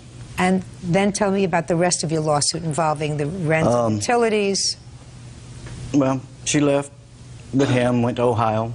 He threw her out. She came back to Charleston. When? February 15th. She asked me could she move back in. I said, okay. Are we talking boyfriend, girlfriend, or you want in a room? She said, well, what's the difference? I said, well, I'm not going to charge my girlfriend to live with me, you know? That's kind of stupid. And she said, oh, I see. If I sleep with you, then I don't have to pay. I said, no, it's not like that either. You know, if you're in a relationship, you know, you were helping before. There's no sense in, you know, I'm paying all this and you just lay around and do nothing. And she said, no, I just want the rooms. I said, fine. I rented the U-Haul to go get her stuff from Myrtle Beach. Gas. Every time I turn around, she would, can I borrow $20 for this? Can I borrow $10 for that? I need cigarettes. I need gas. I want to rent a movie. There was no sexual advances to her in any way. When did she move out, sir? April the 29th, I evicted her. Why? Because she wasn't paying me any money. Did you have a discussion with her? Yes. Tell me about the discussion you had with her. She simply said she didn't have the money. I said, Tanya, you got a job. I helped you get a job. Well, what kind of work did you get for her, sir? She was a cashier. Where? At Speedway, well, Conoco, whatever they call it now, and they've changed the name. Did you know how much she was making? About $100 a week. And how much of the $100 a week did you expect her to give you, Mr. Haney? I told her, even if it was $5 a week. You wanted to see something, $5 a week. Make an effort. Okay, so you wanted her to give you $5 a week. Correct. Okay, for the 12 weeks that she was living there. Correct. Okay, fine. Now. And she didn't, so then you threw her out. No. She had $1,000 coming to her for back child support. She kept telling me, as soon as that gets here, I will pay you up, get you caught up. Get you caught up with what? What she owed me. Well, what did she owe you? The loans. So there's only one loan of $100. That was a year before, sir. That's all the loans that I'm hearing Correct. But the dollar here, Dolly, I'm not, listen, my parents didn't send me to law school and college and post-law school for 10 years to talk about the dollar here and the $2 there. That's gone. It's in the wind. Do you understand? What Here's else? a list of every time she borrowed money from me, I wrote it down. Listen. She knew it. Listen to me.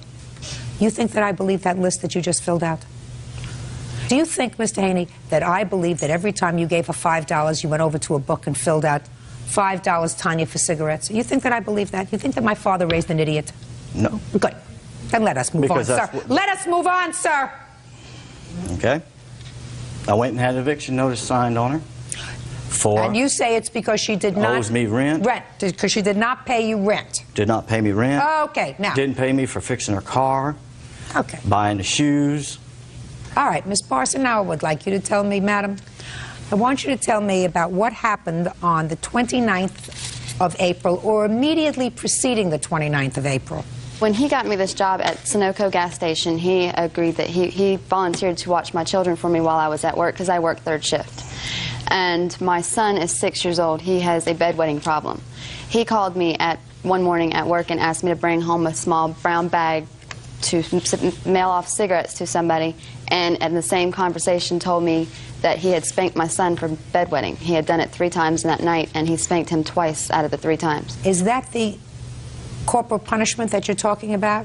The spanking? He also put him in a tub filled with cold water. Why do you think that that's an appropriate thing to do, sir? For one, he didn't wet the bed one time that night. Yeah. He did it 3 times. Do you think that he did it on purpose, sir? I don't know.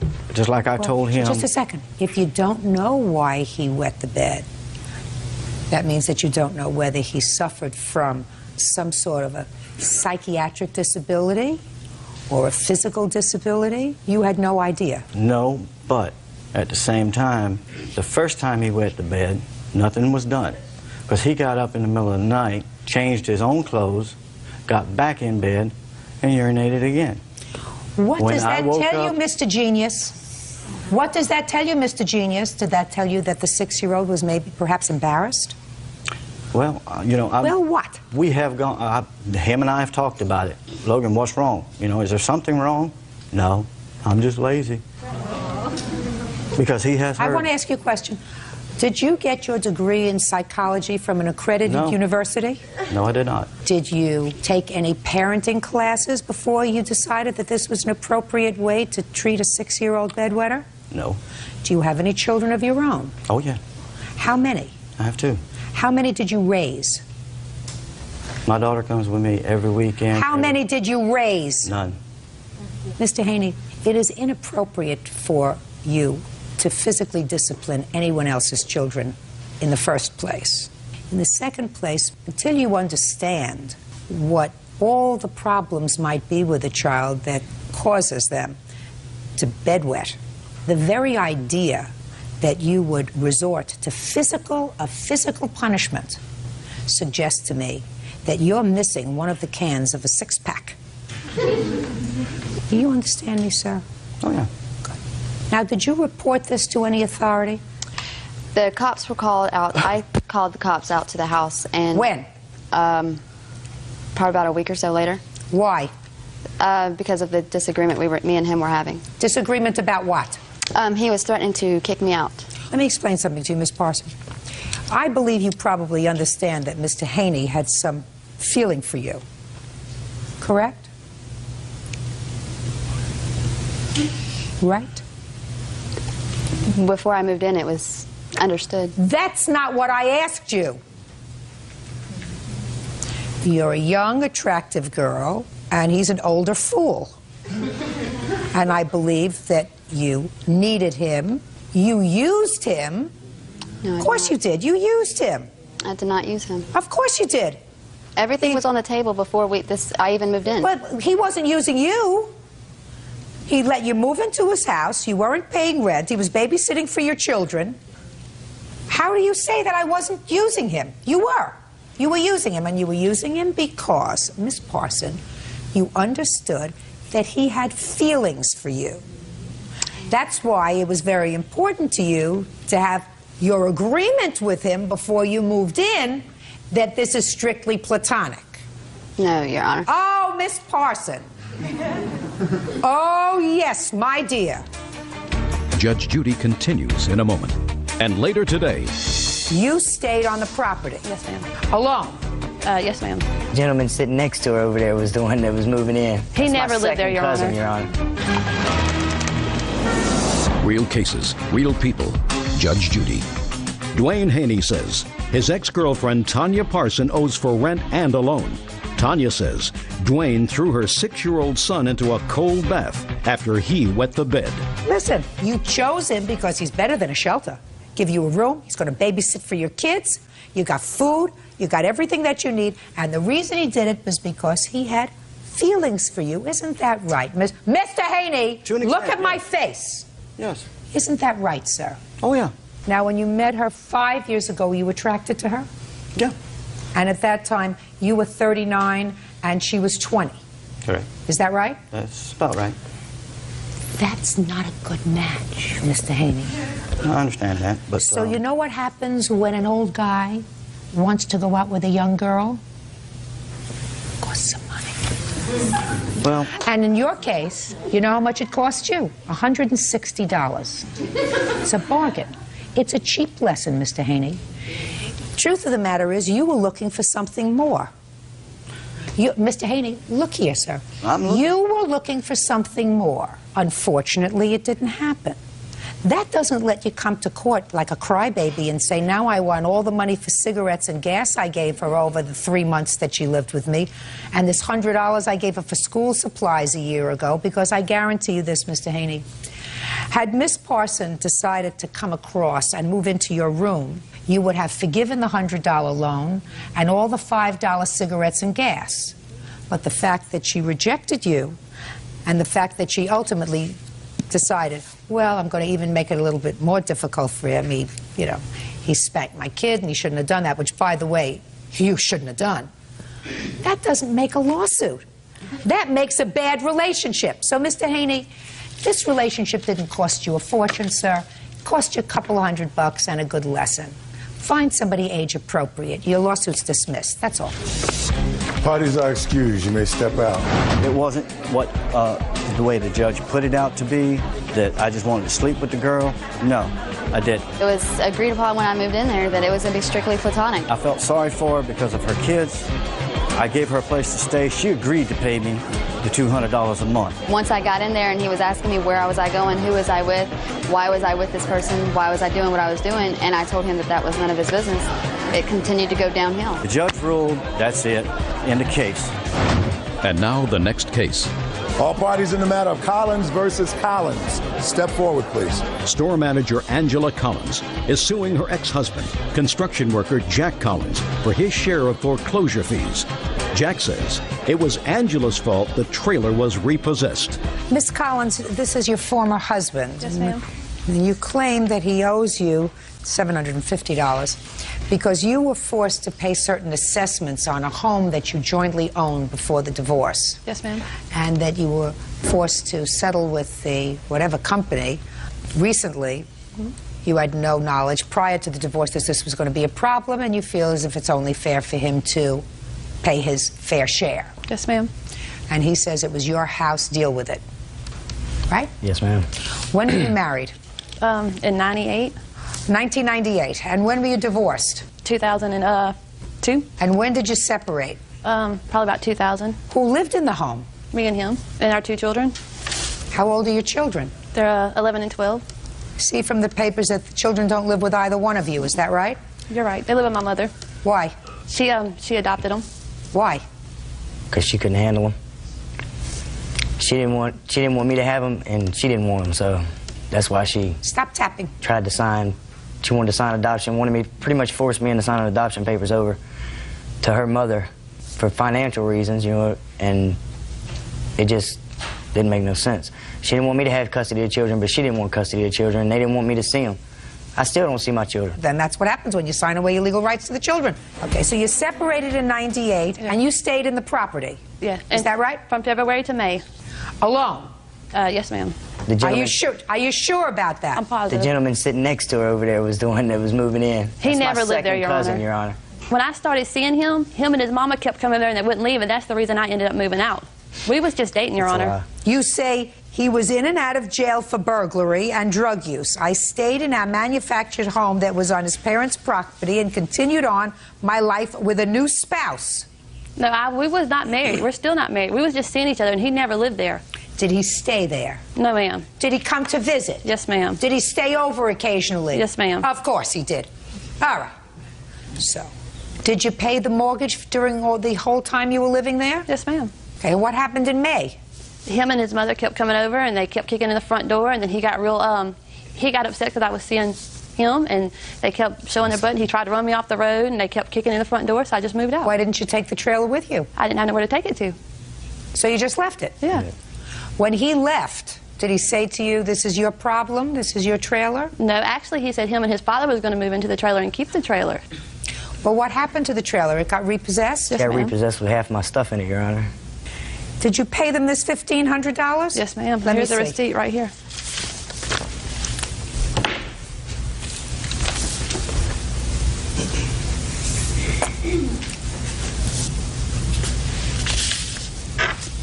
Okay. I'll hear you, Mr. Collins. Why shouldn't you be charged for half of this? Your Honor, I told her whenever I left there, I had went and bought another car. I loaded all my stuff up in a small car.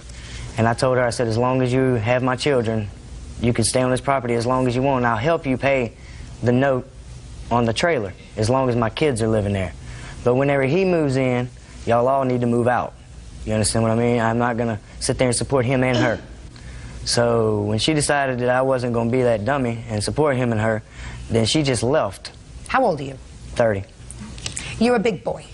If you buy something from a bank and you take out a mortgage, what you do when you divorce is you make sure that when you get a divorce, all the loose ends are wrapped up. They moved out. They left the trailer on your mother's property. What happened to it? The repossessors, they were supposed to pay us storage fee for even having the trailer. What happened to the trailer? They come repossessed it. When? I don't even know. I don't know. I moved. I don't know. I don't know what my name is after this case. Listen to me. You owe her half the money. I mean, certainly when they've written off $10,000 worth of mortgage fees, neither one of you are going to get star credit ratings, but at least you're not going to have judgments against you, and at least under these circumstances, you're not going to have your income tax return, if you have any refund taken, or they're not going to come and detach your driver's license. They can't take your children because you've already given them away. Judgment for the plaintiff in the amount of $750. That's all. Parties are excused. Thank you. You're welcome, Judge. Parties have been sworn in. You may be seated, sir. Have a seat, please. Mrs. Ricker, this lady is your husband's, I assume this is your husband? Yes. Your husband's former wife? Yes. And it is your claim that she has been harassing you, that she's filed false charges against you, Absolutely. seeking a temporary restraining order, and you are seeking damages. Absolutely. The former Mrs. Ricker says that everything that she said in her application for a restraining order is true.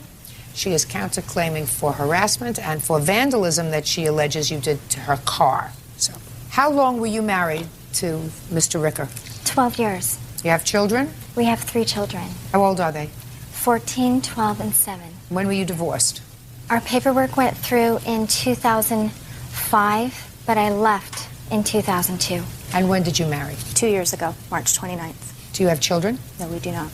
On what date was this restraining order filed? I believe it was the 20th of March. The alleged incident was on the 17th, which would have been St. Patrick's Day.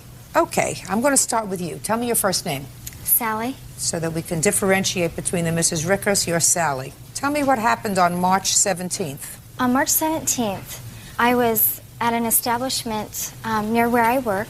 My car was parked. What in the parking lot. establishment were you near where you worked? I was at a nail salon called Tammy's Salon. Okay. And I'm looking out the window. I happen to look out and I see both Tyler and Angela drive up, and I'm What shocked. time? It was about 2:30. I saw Tyler get out of the car, and then I saw Angela get out of the passenger side door. And together, they hurriedly sort of walked into my place of employment. What is the name of your place of employment? I work at Trader Joe's. I happened to be off this day. So you were off on March 17th? I was. How far is your place of employment from where you live? 4 miles across town. Did you have an appointment for your nails? No. What was the name of the person who did your nails?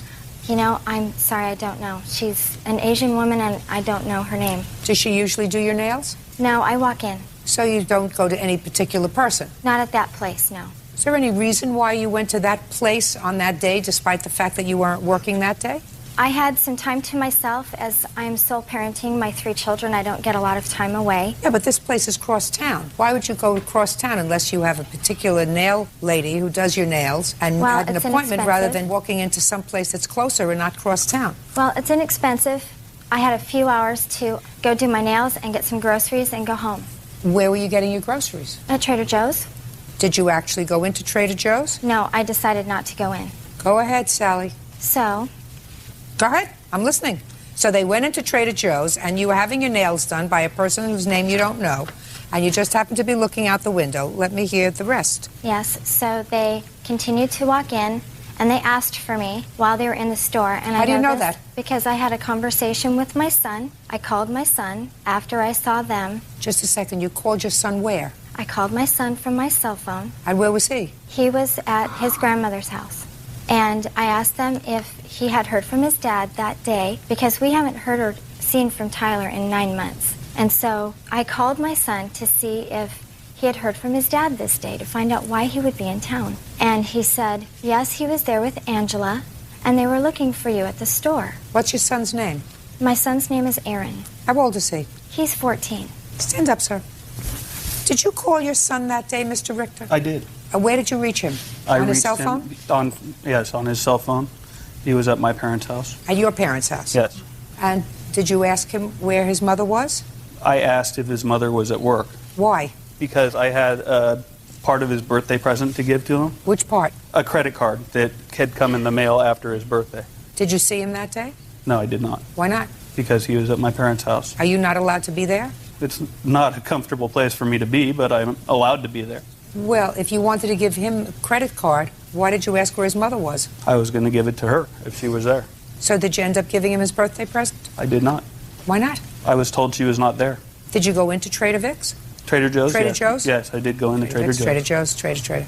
What? Had a cup of coffee, and my wife and I did a little bit of shopping. On the 17th of March, how long had it been since you'd seen your son? I had seen him on his birthday, which was 1 month prior to that. Where did you see him? I saw him in Pleasanton at his mother's house. Spent some time with him? Yeah. Why did you say he hadn't seen the children for 9 months? Prior to that, Tyler had left Angela. Listen to me. You told me that he hadn't seen the children for 9 months. He Right. said he saw his son in February, a month before. Well, which is true. He did not come to our house. I didn't care whether he came to your house or not. I don't care whether he saw the children at McDonald's. Did he see his son in February? He did not see his son on his birthday. I asked you a question. Did he see his son in February? He did not see his son on his birthday. Did he see his son in February of 2007? He did not see his son on February 15th. I didn't ask you about February 15th. I said, did he see his son in February? No, he did not see his son in February. I don't believe you. He saw his son on March 28th when he left his wife Angela and came into town for a few days. Are you on medication? No, I am not. There is no question in my mind that he saw his son in February, a month before the March incident. So when I asked you the question 4 times, you gave me an evasive answer. 4 times. Now I'm asking you one more time. It's very easy for me to find out. All I have to do is call Aaron. Did he see Aaron in February, anywhere, at any time during the month of February of 2007? I'm telling you that I don't. He did not see his son in February. I would have known that because we were together. If he saw his son, it could have been at school. He sees Where his did you son at see school him in sometimes. February? I saw him the weekend before his birthday. I had a hotel room in Pleasanton at Extended Stay Hotels. His mother dropped them off there, all 3 All of my 3 children. children? Yes, they stayed the with me for the hotel? entire weekend, including Monday, which was a holiday. Then I saw them later at her house in February. Of And I 2007. was there on his birthday. In February 2007. Yes. Let's go, That Sally. is not true. Let's That is not true. just a second. You want me to call Aaron? Very simple to find out. He has a cell phone. Yes, he does. You want to change your mind before I call him on his cell phone? Do you want to change your mind before I call him on his cell phone? I hate to get him involved in this, but I'm prepared to do it because it's very important to me. It's important to me to be able to speak as well. So I asked you a question. Did he see his children in February of 2007? And I'm Yes. going to be able to Yes. find that out either through you or through Aaron, who I will reach Yes. on his cell phone. On February 27th. Yes, in February, Tyler saw Aaron. Fine. Judge Judy continues in a moment. You say Angela goes on and off her medication for schizophrenia. She knows nothing about schizophrenia. You ever been diagnosed as schizophrenic?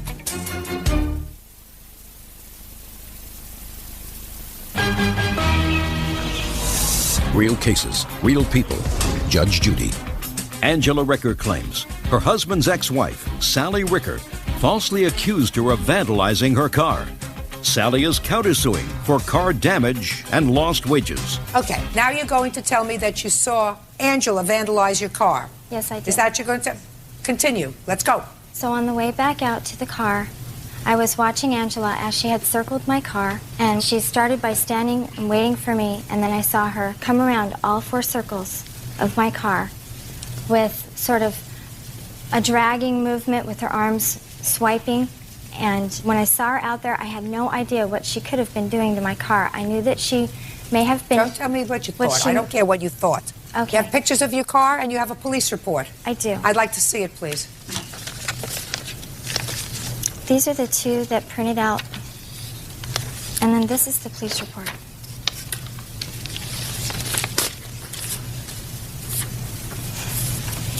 It spans all 4 doors of my car. Unfortunately, there are only 2 pictures that showed up. Did you scratch our car?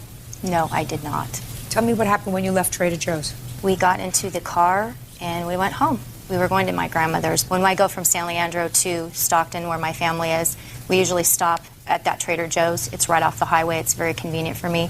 After all of this happened, it ruined my trip and I went home. I was devastated. I was very angry. What do you mean after all of this happened? What Well, happened? she told Erin on the phone that I had done this to her car, involved a 14-year-old in this. it just really, it hit. And then when I got accused of this and a police report was put out, brought into court. Can I see the underlying paperwork, please, Yes, that ma'am. went along with her application for a restraining order? Yes, ma'am.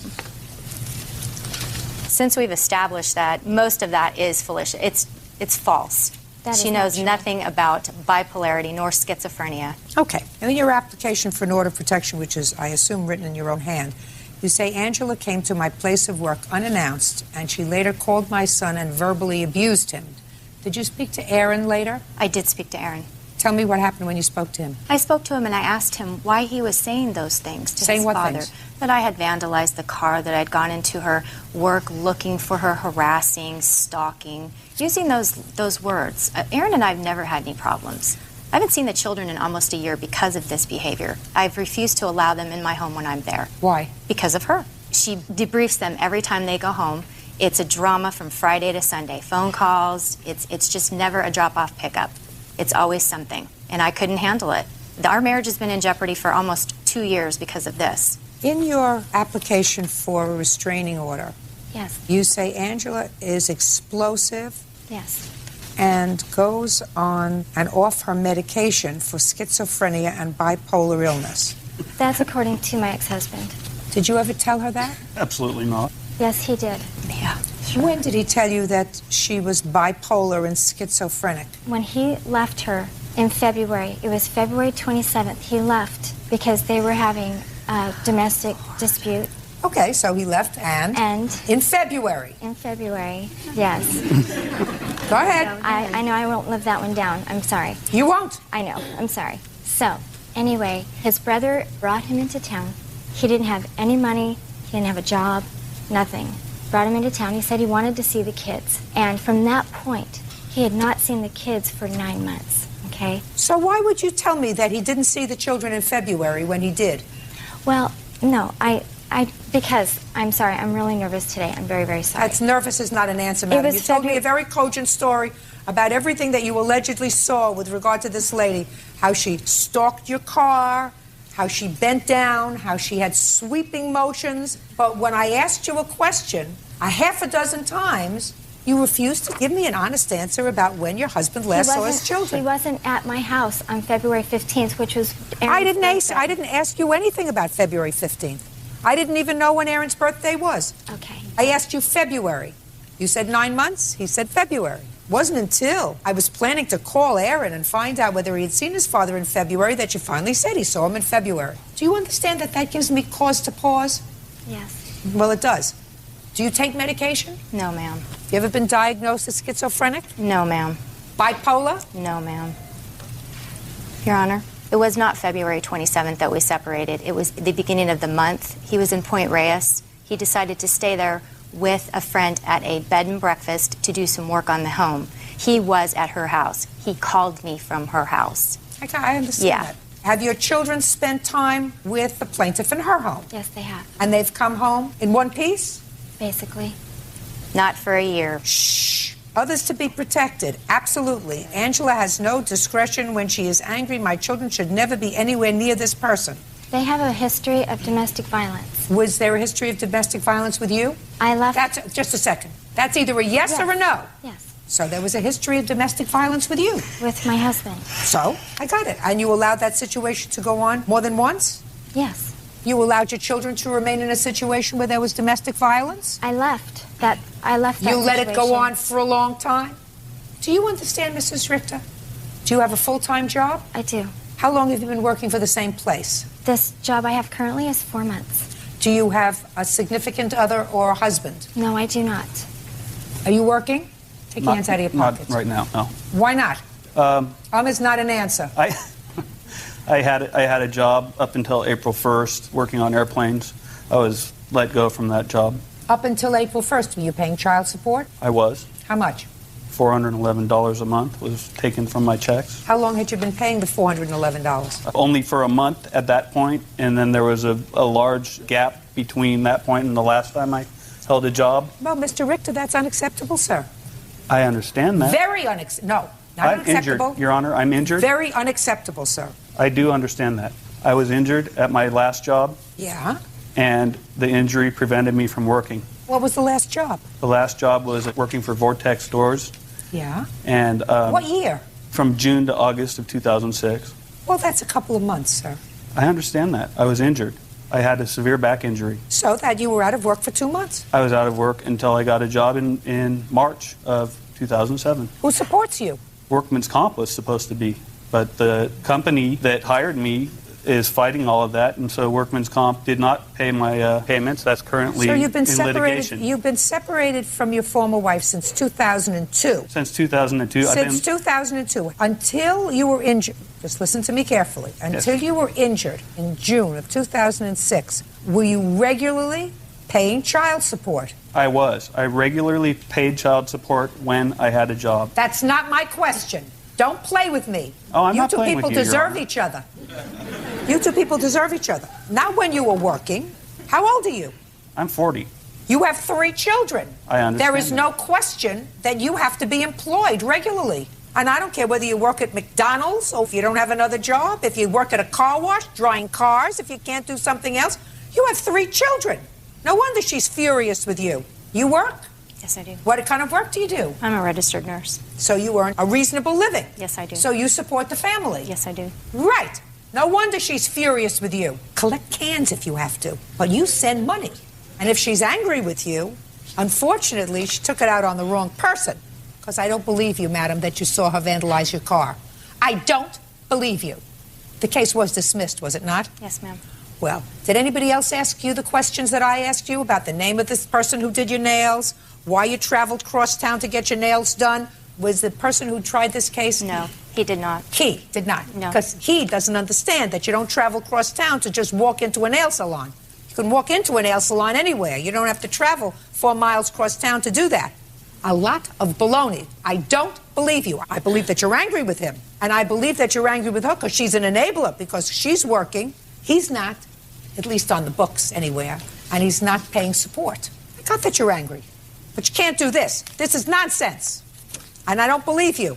Well, I saw it happen. No, it didn't. I think that you probably even scratched your own car. But I don't believe that she scratched your car. I don't believe that this professional woman scratched your car. I wouldn't have done that to No my car. way. No way. And when you lie to me once, I don't believe you again. Judgment for the plaintiff in the amount of $2,500. Start working, sir. That's what you're supposed to do. The counterclaim's dismissed. Matter of Sanchez versus Sanchez. Parties have been sworn in, Judge. You may be seated. Folks, have a seat. It's a cast of thousands. So I see. Mr. Sanchez, are these defendants related to you? They're not. Even though you have the same last name, they're not related to you. They're not related. What's your first name, Mr. Sanchez? Frank M. Sanchez. Do you mind if I call you Frank to differentiate between you and the Sanchezes? That's fine. Good. Thank you. According to your complaint, Frank, you were going to drop off your girlfriend's child to her ex-husband's house. Yes, ma'am. Her ex-husband lives at the Sanchez's house. They rent him a room. What? He does not live with us. He live with my daughter, which lives behind me in the next block. He lives with their daughter, who lives at the next block. Whatever. You were going to their house to drop off your girlfriend's child so that the father could either visit with the child or babysit. I don't know. And I don't care the reason why. And it is your claim that when you went to their house, you were assaulted by them. Correct. You were assaulted with a weed whacker. That's right. Which is a metal thing that's used to kill weeds. Correct. Mr. and Mrs. Sanchez say that you provoked this whole incident, and in addition, they seem to think that at some time previous to that or after that, you broke the windows in their truck. But they don't have any proof of that, according to what I read in their countersuit. They just think that you did that because you had a motive to do it and somebody matching your description was seen leaving the scene. You don't have much of a case on your counterclaim, Mr. Sanchez. I tell you that right now, because you need more proof than that. But let's talk about this assault. What day did it happen? October 19. And what were you doing that day? Okay, my girlfriend called... Girlfriend, raise hand. Girlfriend Margarita called Guillermo, which at the time... Guillermo, raise your hand. You're the father. Is that right? Yeah. You're the father with either the right or left hand. You can't confuse me. You're still the Okay. father. Okay. Put your hand down now. Go ahead. I called Guillermo, and he asked Margarita, my girlfriend, if she can take little Guillermo Jr. to Rosa Sanchez's home because Guillermo was there at the time. And the reason we took the baby is because every other weekend he gets the kids. So we took him October 19, approximately 9 in the morning. My son and myself were in the car. Margarita got off the car and walked the baby about halfway Rosa Sanchez's yard. Started walking back to the car. Well, where'd you leave the baby? With the Guillermo received the child. Who's Guillermo? Guillermo Loza. Did you get your child? Yeah. So you took possession of your child? Yes. Okay, good. So we got that far. At the time that Margarita was walking towards the car, Rosa Sanchez came running towards Margarita and started yelling, "I'm not responsible. I'm not going to be responsible for those kids." So Margarita was getting ready to get the car. At that time, Rosa Sanchez came over to the other side, started yelling and telling me, accusing me of breaking the window. I turned off the car, opened up the door. I was in between the door and the car, one hand on the rail of the window, 1 foot in the car and 1 foot out of the car, standing in this position. When suddenly her husband, Jesus Sanchez, just out of nowhere comes, moves Rosa out of the way, and hits me with the weed whacker, knocks me down almost unconscious. I was in the ground. He was still hitting me while I was in the ground. Then Guillermo Loza came over. Now there was two against me. This Guillermo Loza, yes, ma'am. Where'd you put the baby when you went over to him? Inside in the house. Stand up a second. Stand up. So you put the baby inside the house, and then you went outside to see what was going on? Yeah. And when you got outside, what did you see? I see Frank argued with Rosa, and Jesus Sanchez defended Rosa. How did he defend her? With the weed whacker? Yeah. So he hit him with the weed whacker? Yeah, because I don't know who started. You don't know who started it. All you saw is Mr. Sanchez hit him with the weed whacker. Yeah. Sit down. Were you hurt when you were hit with the weed whacker? Yes, ma'am. I got pictures. I'd like to see the pictures, please. I was also...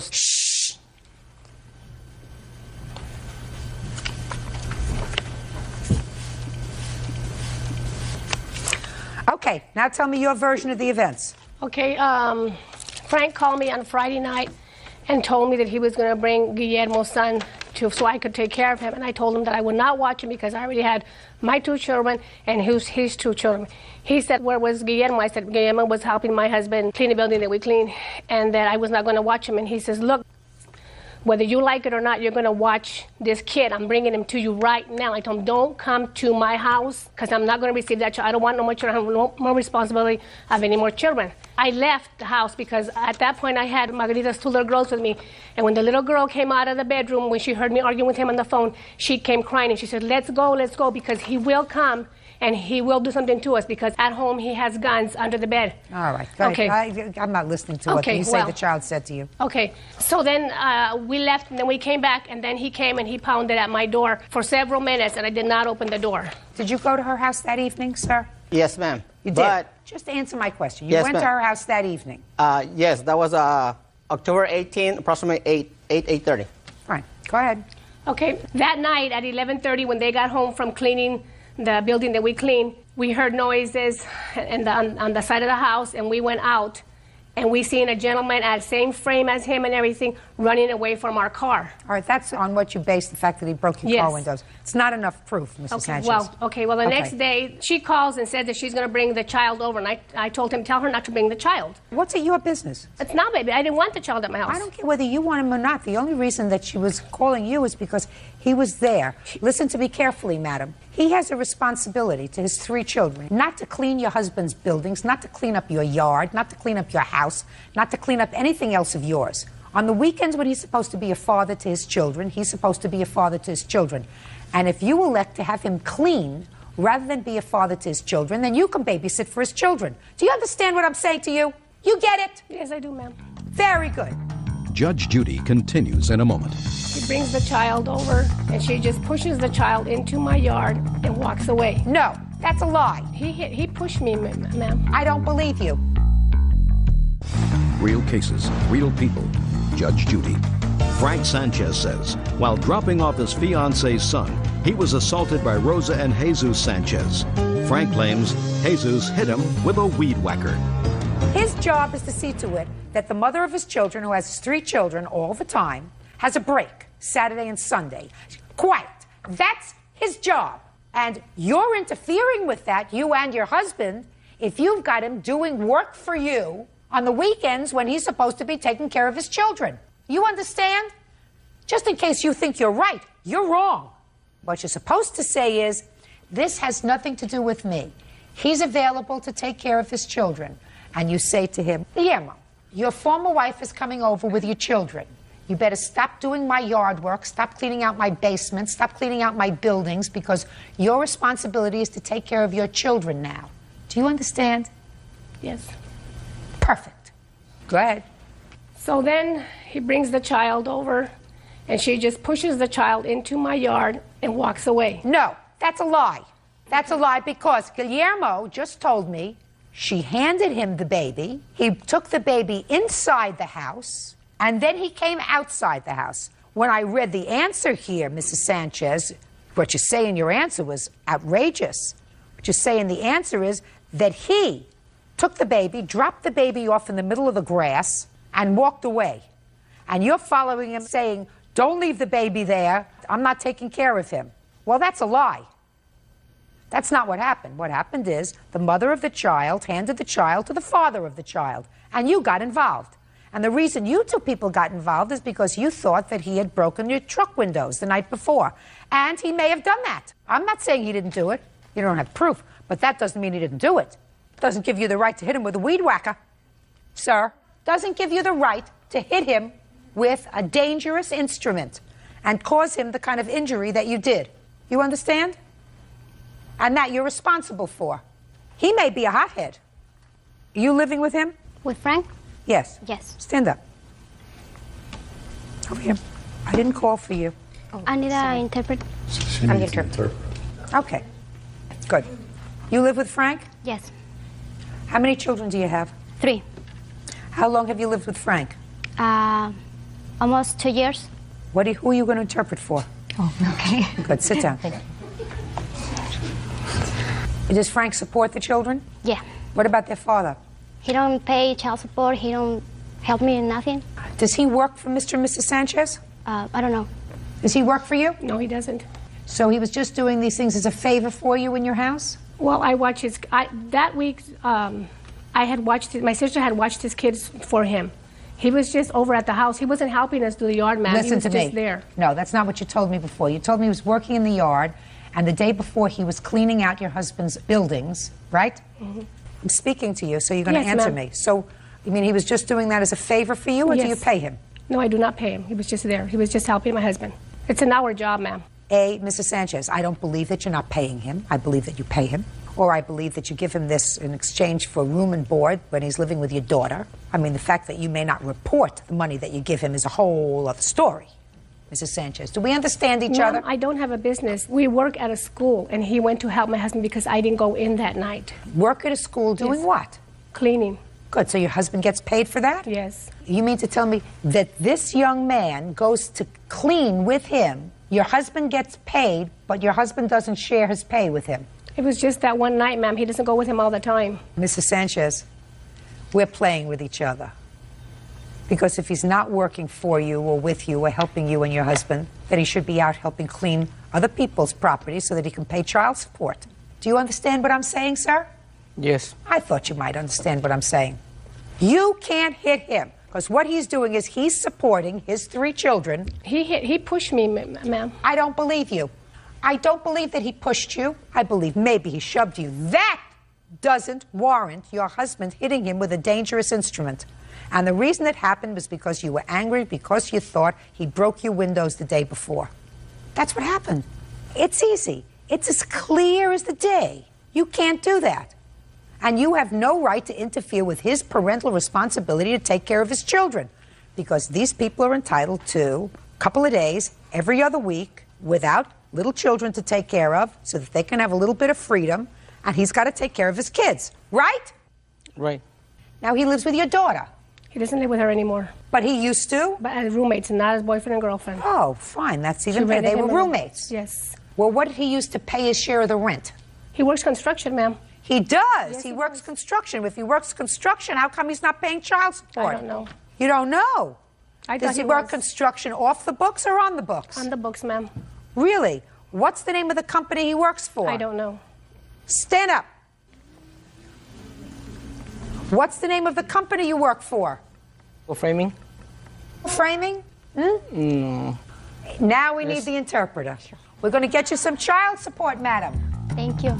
What's the name of the company? Because I'm going to call them. Make sure you give me the right information. Framing. Ma'am, every time he goes to different stories He like goes that. to different sites. Yeah. But it's framing. You're framing houses, right? Yes. You Yes. get fake cash. Shh. I'm way ahead of you, sir. How long have you been working for framing? 1 year. April 15th passed this past year. You know what April 15th is? Yeah. What is it? I don't understand. Taxes. Oh, taxes? I don't agarro taxes. I don't do taxes. Everybody does taxes. Todos hacen los impuestos. I want to explain something to you, sir. Señor, no se le quiere explicar algo a usted. Construction pays very well. La construcción paga muy bien. And based upon what you just told me, Lo que usted me acaba de decir. you are one of the very, very lucky people that works in this country and doesn't pay any taxes. Trabaja en este país y no paga impuestos. You also don't pay any child support. La manutención de los That is a very, very foolish thing. Eso es algo muy mal. It's even more foolish when you decide to come as a witness in a case that's going to be seen by 10 million people. Que personas lo van a ver más de 10 millones de personas. We understand each other? ¿Lo estamos entendiendo? Yes. So if I were you, I would be very, very smart. Yo sería muy inteligente. And every single week I would take $200 in cash Yo llevaría $200 en efectivo and give it to the mother of your children. y se lo daría a la madre de sus hijos. En eso estamos de acuerdo la señora madre y yo, puesto que The yo mother le, and I- yo le ayudo a ella en efectivo. Came to an agreement with that as I pay her cash. How much do you give her in cash, ¿Cuánto le sir? da en efectivo, señor? $250 cada 15 días. $250 every 15 days. When was the last time you gave her $250, sir? Del mes pasado, Last month, para que pagara la renta. What day last month? so that she could pay the rent. ¿Qué día? Yo, el 8, The 8th. The 8th of what month? El 8 de March mes. or April? Marzo, abril. marzo. March. Well, now it's April Ahora. 30th. Estamos al 30 de abril. So if you gave her money March 8th and you give her $250 every 2 weeks, a lot of 2 weeks went by without you giving her any money, sir. Sí, pero ella vivía en un apartamento con Yes, una but- señora. She lived in an apartment with a lady, Entonces ella se cambió a vivir con Frank Sánchez. and then she moved in with Frank Sanchez. What difference does that make for you payments of child support? La manutención de los niños. What I'm suggesting to you, sir, it would be very, very beneficial for you, Beneficiaría mucho a usted. really beneficial, Realmente, muy beneficioso. if every 2 weeks, like clockwork, she got in her hand $250. Su mano reciba Do you understand me? $250. ¿Me entiende usted? Yes. Not playing around, not fooling around. Doesn't make any difference who she's living with. Your 3 children have to eat. They have to have clothes. They have to go to the doctor. They have to drink milk. They have to go out to eat at McDonald's every once in a while. Do you understand that? Yes. And your $125 a week for 3 children Para 3 niños isn't doing it. no lo está haciendo. So you have a responsibility. Una responsabilidad. Just think of all the money you're saving in Todo taxes. el dinero que está ahorrando. We understand each other? ¿Estamos entendiendo? Yes. Sit down. Siéntese. Thank you. You injured him. You had no right to injure him, whether you like him or whether you don't like him, whether he's a nice man or whether he's not a nice man. You hurt him with the weed whacker. You understand that, sir? Yes. And it was not the right thing to do. You understand that? Yes. And you got to pay for that because he was injured. What your wife told me was a lie. What she wrote in the papers were a lie. Child was delivered to his father. He was leaving. Your wife decided to have an argument with him because she thought he broke windows. You intervened and hit him over the head with a dangerous instrument, and for that you got to pay. Judgment for the plaintiff in the amount of $2,500. That's all. Counterclaim is dismissed. That's it. Goodbye. Good luck. This is case number 579 on the calendar in the matter of Stefanella versus Ross. Parties have been sworn in. You may be seated, sir. Have a seat. Ms. Stefanella, Mr. Ross used to be your boyfriend. He's not your boyfriend anymore, and you say he owes you a lot of money for a lot of different things. I'm going to let you start with what you perceive to be the first amount of money he owes you for, and what was the nature of that indebtedness? He tried to rewire the stereo system in my vehicle. In your car? Yes. And when did he try to do that? March of 2004. A very long time ago. Were you living together at the time? No, we were separated, but we were trying to work out our relationship. Had you asked him to rewire the stereo system in your car? I came out and I argued with him because I saw him doing it. You just came over on your own volition and started to rewire her stereo? No. Well, what happened? I never touched her stereo without her asking me to. Well, tell me what you did to her stereo. Something was wrong with the amp, and I plugged the power cord into the fuse box. And that's it. What did you rewire? The amp. The power cord for the amp. The amp. I don't know what that is. The amplifier I'm for the subwoofer. What? The amplifier for the subwoofer. Something was wrong with it. I don't remember what it was. Is that what he tried to do? Do something with your woofer? The amplifier. He tried to rewire the amp to make the amp work, and he plugged the power wire into the fuse box that's inside the car, and he said, "Trust me, I know what I'm doing." And you said? I argued with him, and I said, I don't. It was him, his brother, and another friend of theirs. He did it at his mom's house, and he did it without me knowing. How'd your car get to his mom's house? We drove down there. We were trying to rekindle our relationship at the time. Miss Stefanella. And a month later, your car caught on fire? Yes, and I had an appointment at Best Buy in the middle of April to get it rewired because I didn't trust what he did. You didn't go there fast enough. That was March of '04. Anything more recent that he owes you for? We had a year lease together that he never gave me any money for. After he rewired your car imperfectly, according to you, that I'm not listening to, you entered into a lease with him? We got back together. Got back together again, without him paying for the car? He had a job at the time. Without him paying for the car? Right. You got back together again and signed up? A year. When? It was May 1st of 2004. And what was the amount of the rent on the apartment? It was $525 a month, plus $525 security deposit. So now what do you want from him? I want him to pay for all the month's rent that he never did. He had a job, and he never gave me anything for it. He never paid me any rent. We argued constantly about it. I threatened to take him off the lease. He threatened me back and said, "Take me off the lease, watch what I'll do to you," which Mr. Cozy witnessed. He joked around with his friends about killing me.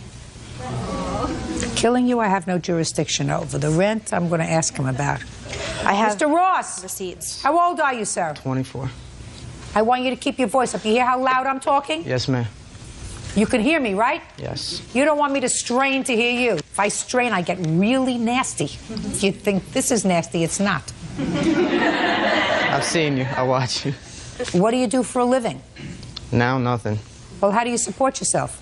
I do odds and ends, but I live with my mother, helping her out because she's terminally sick, and I raise my daughter. You have a child? Yes, ma'am. Oi. How old is your child? She'll be 5 in May. Where's her mother? Not quite sure. Well, who takes care of your child? I do. Where was your child when you were living with Miss Stefanella? From time to time, she was usually with me. Sometimes her mother got stupid and took her from me.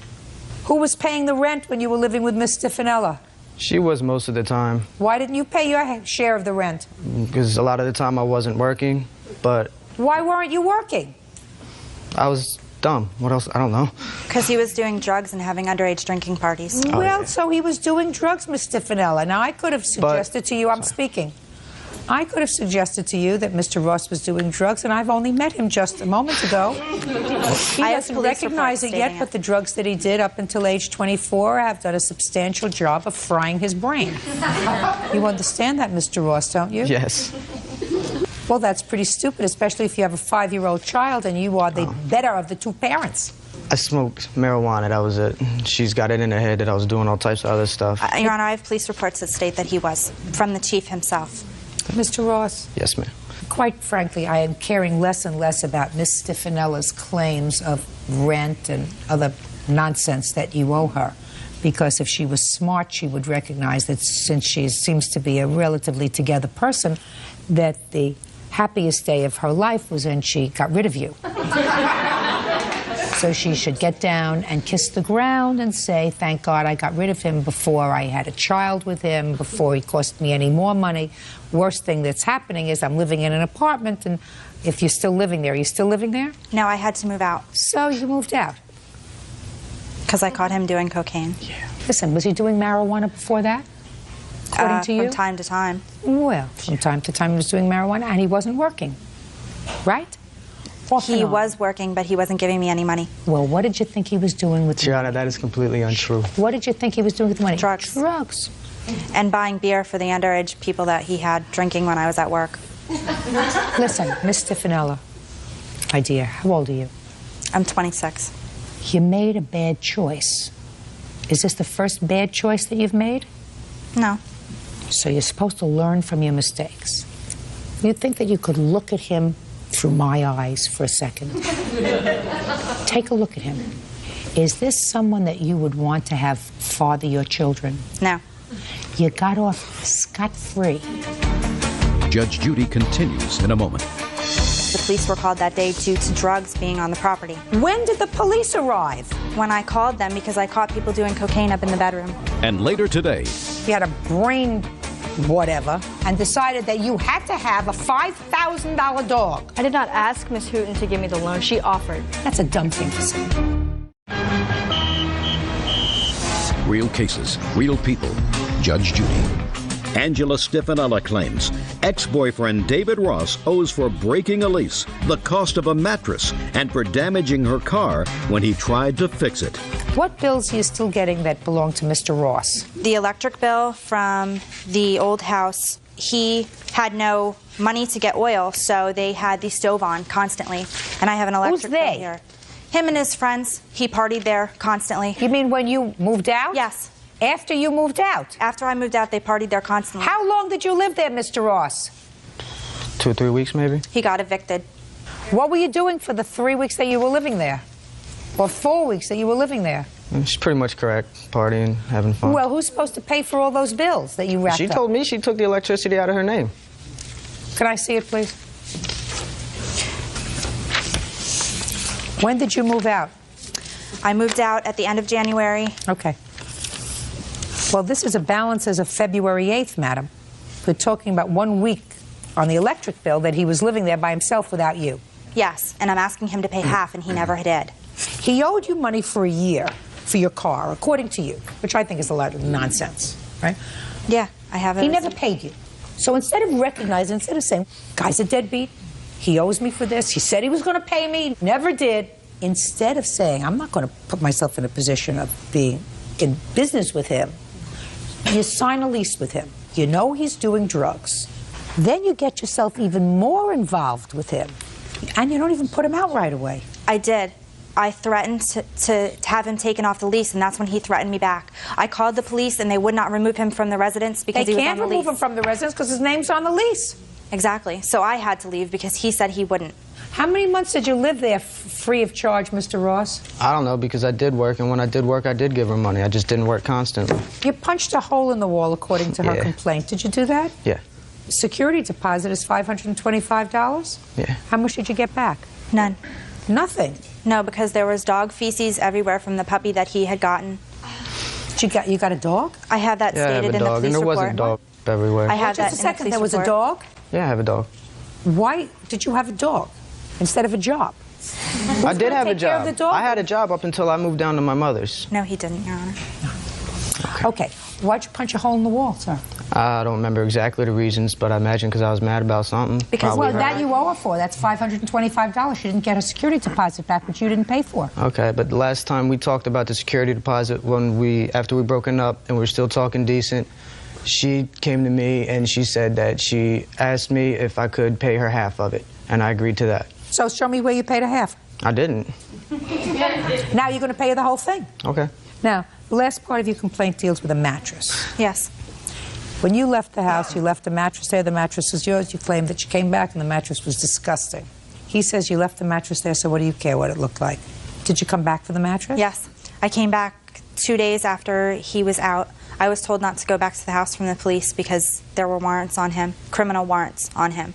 What happened to the mattress, sir? The mattress, when she came and moved all her stuff out, she told me she didn't want it. Did she remove any other furniture? Yeah, everything, every other single solitary thing that was hers in that house that she wanted, she moved. Did you move out of the furniture in the house? I moved out other furniture, but not all of it, because I was told not to go back by the police. When did you move out the other furniture? On the 11th of February. Who did you go there with? My witness. And what furniture did you take out? Couches, my bedroom furniture, whatever we could fit in the van that he had. And where was he? Right there. So there was no problem? No. Oh, I helped him move. Perfect. If you wanted the mattress, you would have taken it. I couldn't go back because the police were called that day due to drugs being on the property. You mean in between the time you got your couches out and you wanted to go back for your mattress, you were advised by the police not to go back? Yes. Shh. There was methamphetamines on the property. When? Just a second. When did the police arrive? When I called them because I caught people doing cocaine up in the bedroom. Oh, so you called, after you finished removing your property, you called the police? Yes. Judgment for the plaintiff in the amount of the security deposit, $525. That's all. Step out. Parties are excused. You may step out. I wasn't no good for her. I told her that hundreds of times over the 2.5 years that we were together. He just said he wasn't good enough for me. It was because he was messing around with a 15-year-old. Yeah, it was drug use, smoked weed, did some coke. He's a loser. And now the next case. All parties in the matter of Hooten versus Sparks.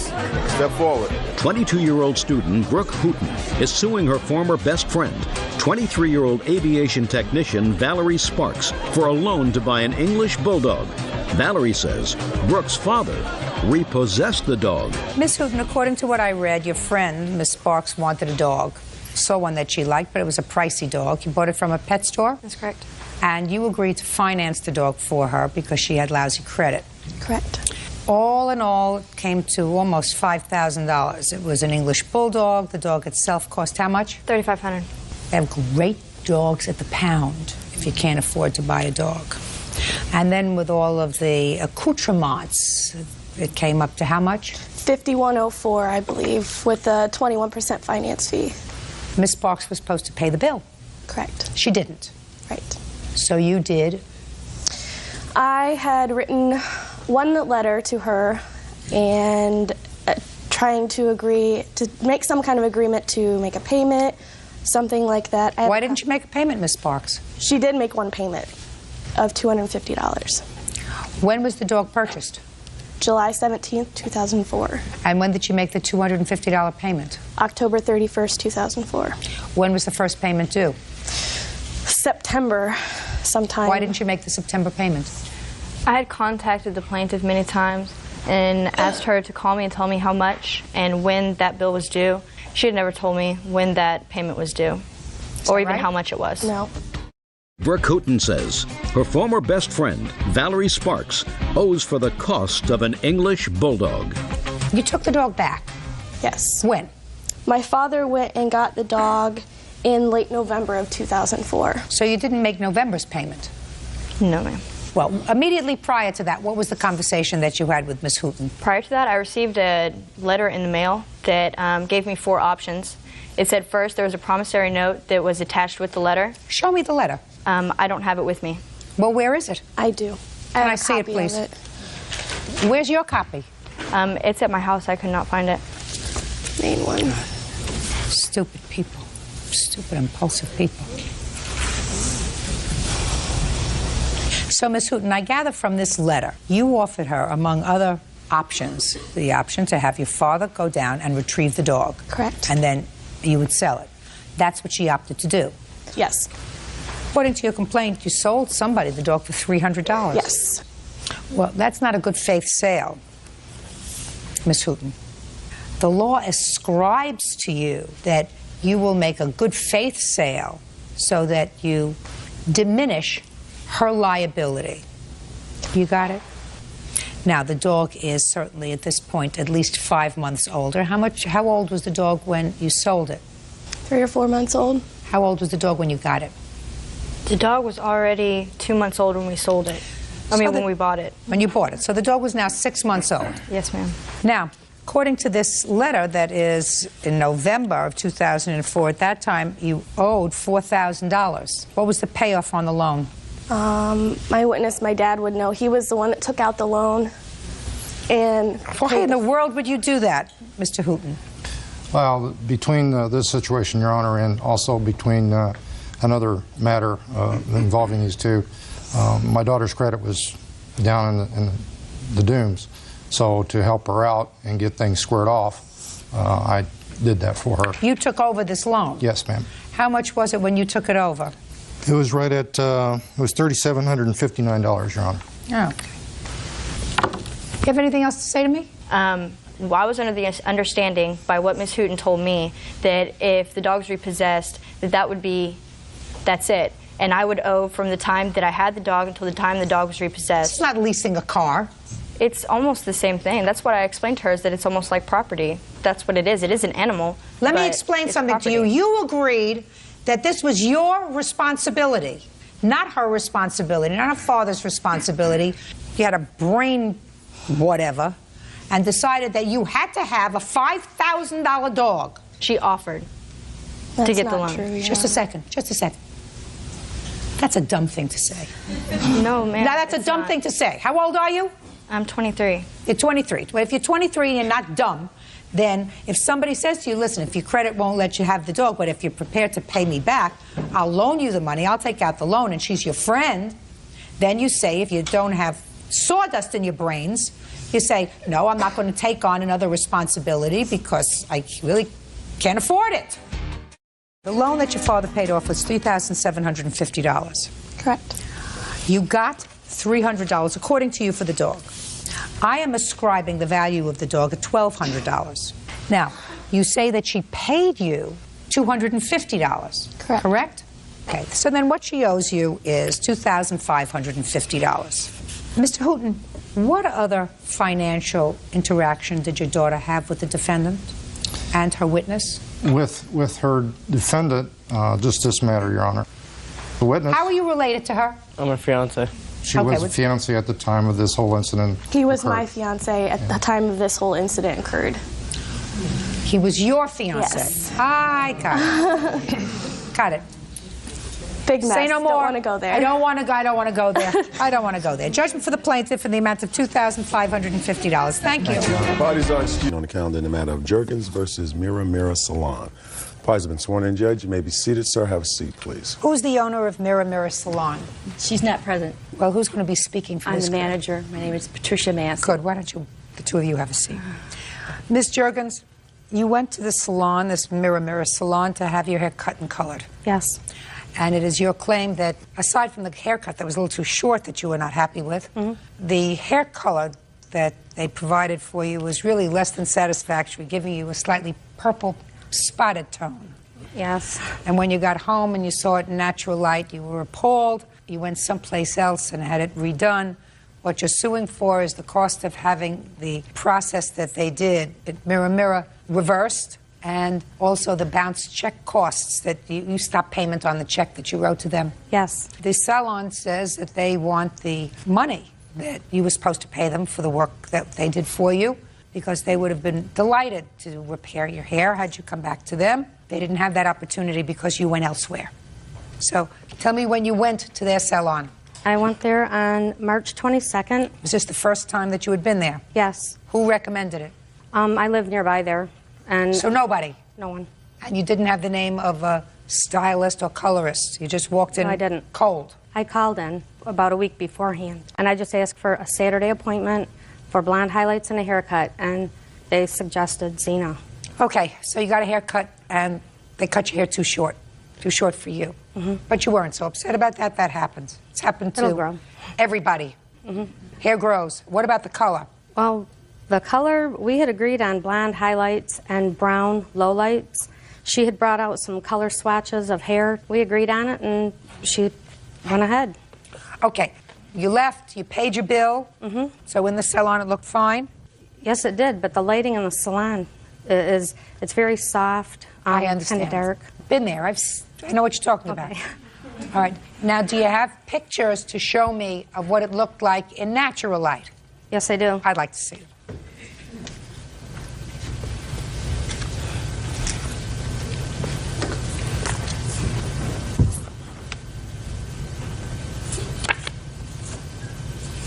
Well, there are two where I can clearly see what you're complaining about. I'm going to show these two to the defendant. Some of the other ones I can't see. What you're complaining about are those purplish spots. Who is Zena? Step up, please. Can you explain that to me, Zena? Well, when I see the highlights. Right. And I also see some purple there that would be distressing. What's that from? Well, when she had first walked in, she had 4 different colors in her hair. And I told her step by step what I was going to do. And we had talked about the haircut, and she loved it. Her hair was uneven, and... Zena, don't try to confuse me. I'm not talking to you about the cut. I've already said to her, your hair was too short. It's longer now. It's fine. She'll keep your hair a little shorter anyway. It makes you look younger.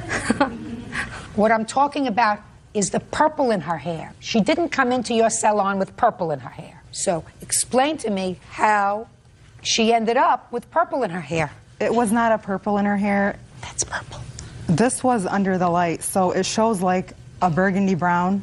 And no, it shows peculiar looking. It doesn't show natural. It's very peculiar. You know, for somebody going to a punk rock concert, it's fine. But that is a little peculiar. Let me have it back. So what you're telling me, Zena, is you can't explain it. That's just the way the color grabbed her hair. Is that what happened? Well, I had to use that to kill the 4 colors in her hair. And she loved it when I was done. No. In your light, she loved it. You know, I've seen teenagers with this in their hair, but not grown-ups. They don't wear it. All right. Not awful. I mean, you didn't have spots. And you said in your complaint you had spots. I thought it would look like a leopard, you know, with spots. Oh, no. These were streaks of color that had purplish, reddish tints. It's the way the color grabbed your hair, right? Okay. Other than that, it looks fine. Other than that, you got nice highlights. I think she did a nice job on the highlights. It's just where the red grabbed your hair. Correct. The blonde was fine. So why didn't you go back to them? I contacted the salon after I got home and saw it in the natural light, and Zena got on the phone and she kept saying, well, no, it looks good on you. You liked it when you laughed. And I said, no, in a natural light, it looks like red grape juice is in my hair. And I said, I have got to get this fixed. I have to go to work on Monday. I can't go to work with my hair like this. So what did Zena say? Well, we went back and forth for a few minutes, and then she said, I'm booked. The soonest I can take you would be Tuesday afternoon. Is that correct? Yes. Okay, so what did you do? I was very upset. I needed something done. I called a salon that was open on a Sunday, asked if there was anyone there that could do corrective color. So? She okayed it that day, and I... Zena, listen to me. The blonde highlights, dear, look fine. The purple does not look fine. Your customer called and said, when I got out into the natural light, which is where most people see me, it looks funny. I can't go to work on Monday morning like this. And you acknowledged that you said to her, there's nothing I can do. I'm booked. If somebody calls really upset, maybe you take an extra half hour, or you have somebody else take one of your clients, or you say, come in and I'll have somebody else take care of you in order to accommodate a customer. I'll hear you. She didn't have the initial conversation with the plaintiff in the beginning. Kelly. So fine. When you're... Kelly, step up. Judge Judy continues in a moment. It's easy. Your customer was blown off. She wasn't blown off. Yes, she was. She was blown off by Kelly. Real cases, real people. Judge Judy. Catherine Juergens claims hairstylist Zena Kanuna dyed her hair purple. She is suing for the cost to have it redone. You had the initial conversation, Yes. Kelly. What did she say to you? She called and she said she would like to come in. Her daughter said her hair looked purple when she got home, so she'd like to come in and get her hair recolored. And I said I'd have to talk to Zena and see if she could squeeze her in. So by the time I talked to Zena, it was probably around 4:30, we closed at 6, that I got a chance to talk to her. What time has she called you, Kelly? Around 3:30. What time had you called her? It's about 3:30. So you got to speak, the first opportunity that you had to speak to Zena was an hour later? About then, yes. Good. I had to call twice. You called twice? Yes, I did. The Okay, first... go. Okay. Go ahead, and what happened? So the next time she called back and I talked to her, I said the next time Zena could see her would be Tuesday, that she couldn't fit her in. It's not that Zena did not want to do her, that she was not able to fit her in. Don't editorialize. She called you at 3:30, and you did nothing. This is what I'm getting, Kelly. Then she called back And when she called back, you went to speak to Zena. Is that what happened? No, I had talked to Zena, and I hadn't had the chance to call her back yet. But you hadn't called her back. She had to call you. Yes.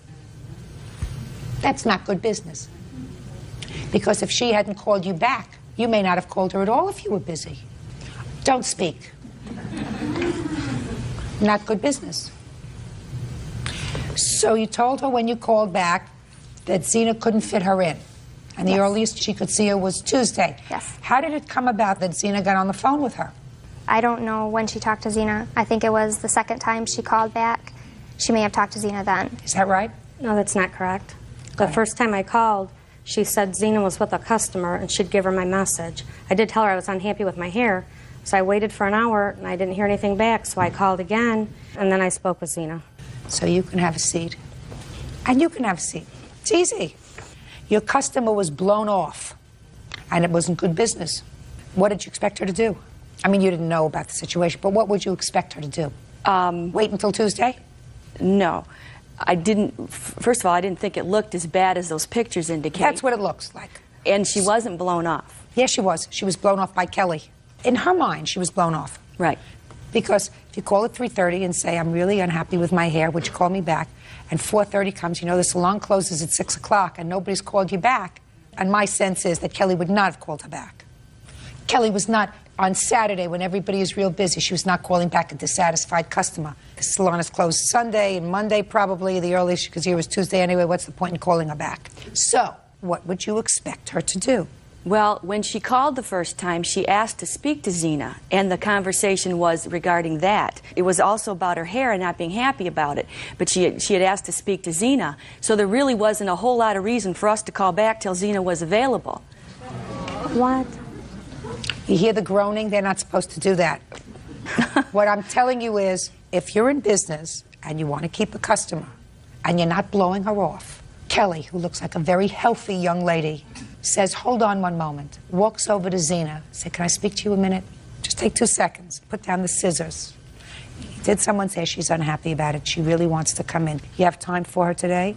No, I don't have time for her today. Okay. Comes back to the phone and says, I'm sorry, she can't see you today. I mean, it's not as if Zena is involved in brain surgery. She's going like this, making with some dye, right? Folding it together and putting it down, right? Right. That's not taking out somebody's, you know, aorta. So she went and had her hair fixed elsewhere. As far as I'm concerned, Miss Jerkins, you only have to pay it for it once. Once. Mm-hmm. So you didn't get the service that you wanted at their salon. Right. They're not entitled to be paid. So your counterclaim's dismissed. But that means that you got your hair colored the way you liked it, right? Well, it wasn't really the way I liked it. I had to be It's never dark. perfect. Come on. God makes it perfect. Beauty parlors try their best, but it's not perfect. And then you went someplace else and had it made better, right? Well, yeah, it was better. Good. So why are you wasting your time suing them? You had your hair fixed. I mean, what do you want? You want them to pay you thousands of dollars because you were unhappy? No. So what do you want? I wanted to be reimbursed for the correction that had to be done on my hair. Let me explain something to you, Miss Juergens. Sometimes color grabs differently, depending upon what you had for breakfast sometimes. Even what you eat can affect how color grabs your hair. Your hormones that day can determine how color grabs your hair. How much sun you have on a particular spot in your hair can determine how color grabs your hair. It's an imperfect thing. It's not nature. It's chemical. I understand. So what I'm looking at, the job that Zena did, being fair to both of you, looks like a very reasonable, skilled highlight job. The only problem is that some of the color grabbed your hair wrong. Mm-hmm. Stop making a big deal. The lesson is, if you're in a service business, you're supposed to service your customers. And if she were a better serviced customer, you wouldn't be here today. And I'm not talking about Zena's work. I'm talking about what happened afterwards. It's a good lesson for people in the service business. You've got to treat everybody with respect as if you really care, not just getting them into the salon, but keeping them. Fair statement? Fair statement. Good. Go home. You're a very nice lady. That's all. Goodbye. Parties are excused. You may step out. I'm just glad to have it over with. I can see that we made a mistake in not servicing the plaintiff. I thought the outcome was fair. I think the judge was fair. It's not what I wanted, but I thought it was fair. I think that just making sure that we respond to phone calls within a certain amount of time. If there are any complaints, we don't get many of them, but if there are any, we'll take care of it right away.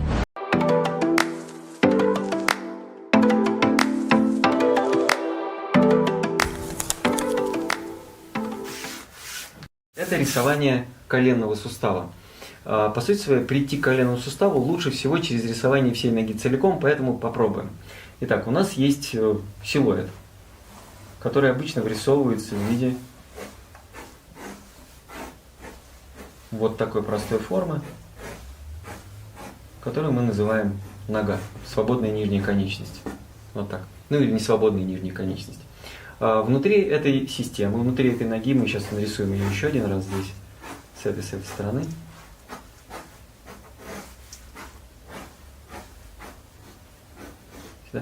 У нас есть следующий механизм.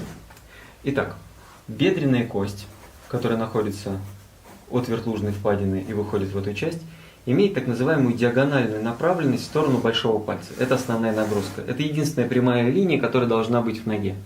Бедренная кость передает свою нагрузку с вот таким смещением на большеберцовую кость. И территория большеберцовой кости идет вот здесь, с этой стороны.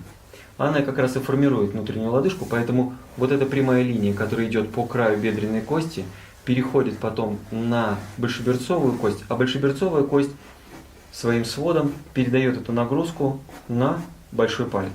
Отсюда и мотивация как бы у балерин все время держать большой палец в выпрямленном состоянии. Вот здесь. Как только мы это увидели, то получается, что есть при таком косом ходе вот такое противодействие формы. Оказывается, что все мышцы, которые заставляют нашу ногу удерживаться, это приводящие мышцы, имеют целую систему мышц, которые приводят ногу, то есть не позволяют ей отойти в сторону. Но все мышцы, которые находятся на голени, в отличие от бедра, находятся на наружной поверхности, вот здесь, которые, собственно говоря, управляют этой поверхностью. Поэтому у нас получился вот такой диагональный ход дублирующих линий с этой стороны. Колено же, которое зажалось в этой части, ей досталась интересная функция. Она как будто бы выглядит в виде цилиндра, сдвинутого вот так в сторону. Поэтому получилось, что когда мы рисуем это бедро, то мы видим форму вот такого спускающегося цилиндра, который переходит в такой же цилиндр, но который идет с неким смещением. Поэтому весь коленный сустав всегда выглядит вот так направленно. В этом виновата на самом деле малоберцовая кость, которая отодвинулась вот так в сторону и создала вот это дополнительное пространство. Но коленная чашечка, которая существует у нас на передней поверхности, ее задача защищать два края бедренной кости, и поэтому она очень плотно привязана к этому пространству. Но для того, чтобы ее удержаться, нужна связка, которая ее будет держать. И поэтому она спускается этой собственной связкой и прикрепляется на переднюю поверхность большеберцовой кости. В результате возникает два треугольника. И поэтому на начальном этапе, для того, чтобы понять, как строится коленная чашечка, лучше всего научиться видеть следующее. Мы ставим хорошо визуально видимый край коленной чашечки, рисуем треугольник. И под этот треугольник рисуем еще один треугольник. Раз треугольник и два треугольника. Это и будет наш коленный сустав, относительно которого вся внутренняя поверхность будет удаляться туда, вся наружная поверхность будет удаляться сюда. А это будет абсолютный фронт. Из-за того, что коленная чашечка, если рассматривать в профиль ногу, то коленная чашечка по отношению к этой же вертикали будет находиться в так называемом минусе. То есть она развернута вот так, за счет чего выглядит зачастую темной. Если мы будем рассматривать голень, по отношению к этому краю, голень как будто возвращается сюда. Но верхний край голени все еще сохраняет такой же наклон. Поэтому если провести некую вертикальную линию, идущую вдоль края большеберцовой кости, то огромная масса мышц бедра всегда будет вынесена за эту линию. И поэтому коленная чашечка должна оказаться не на прямой линии, а она должна как бы быть отдельным объемом вынесена за эту форму.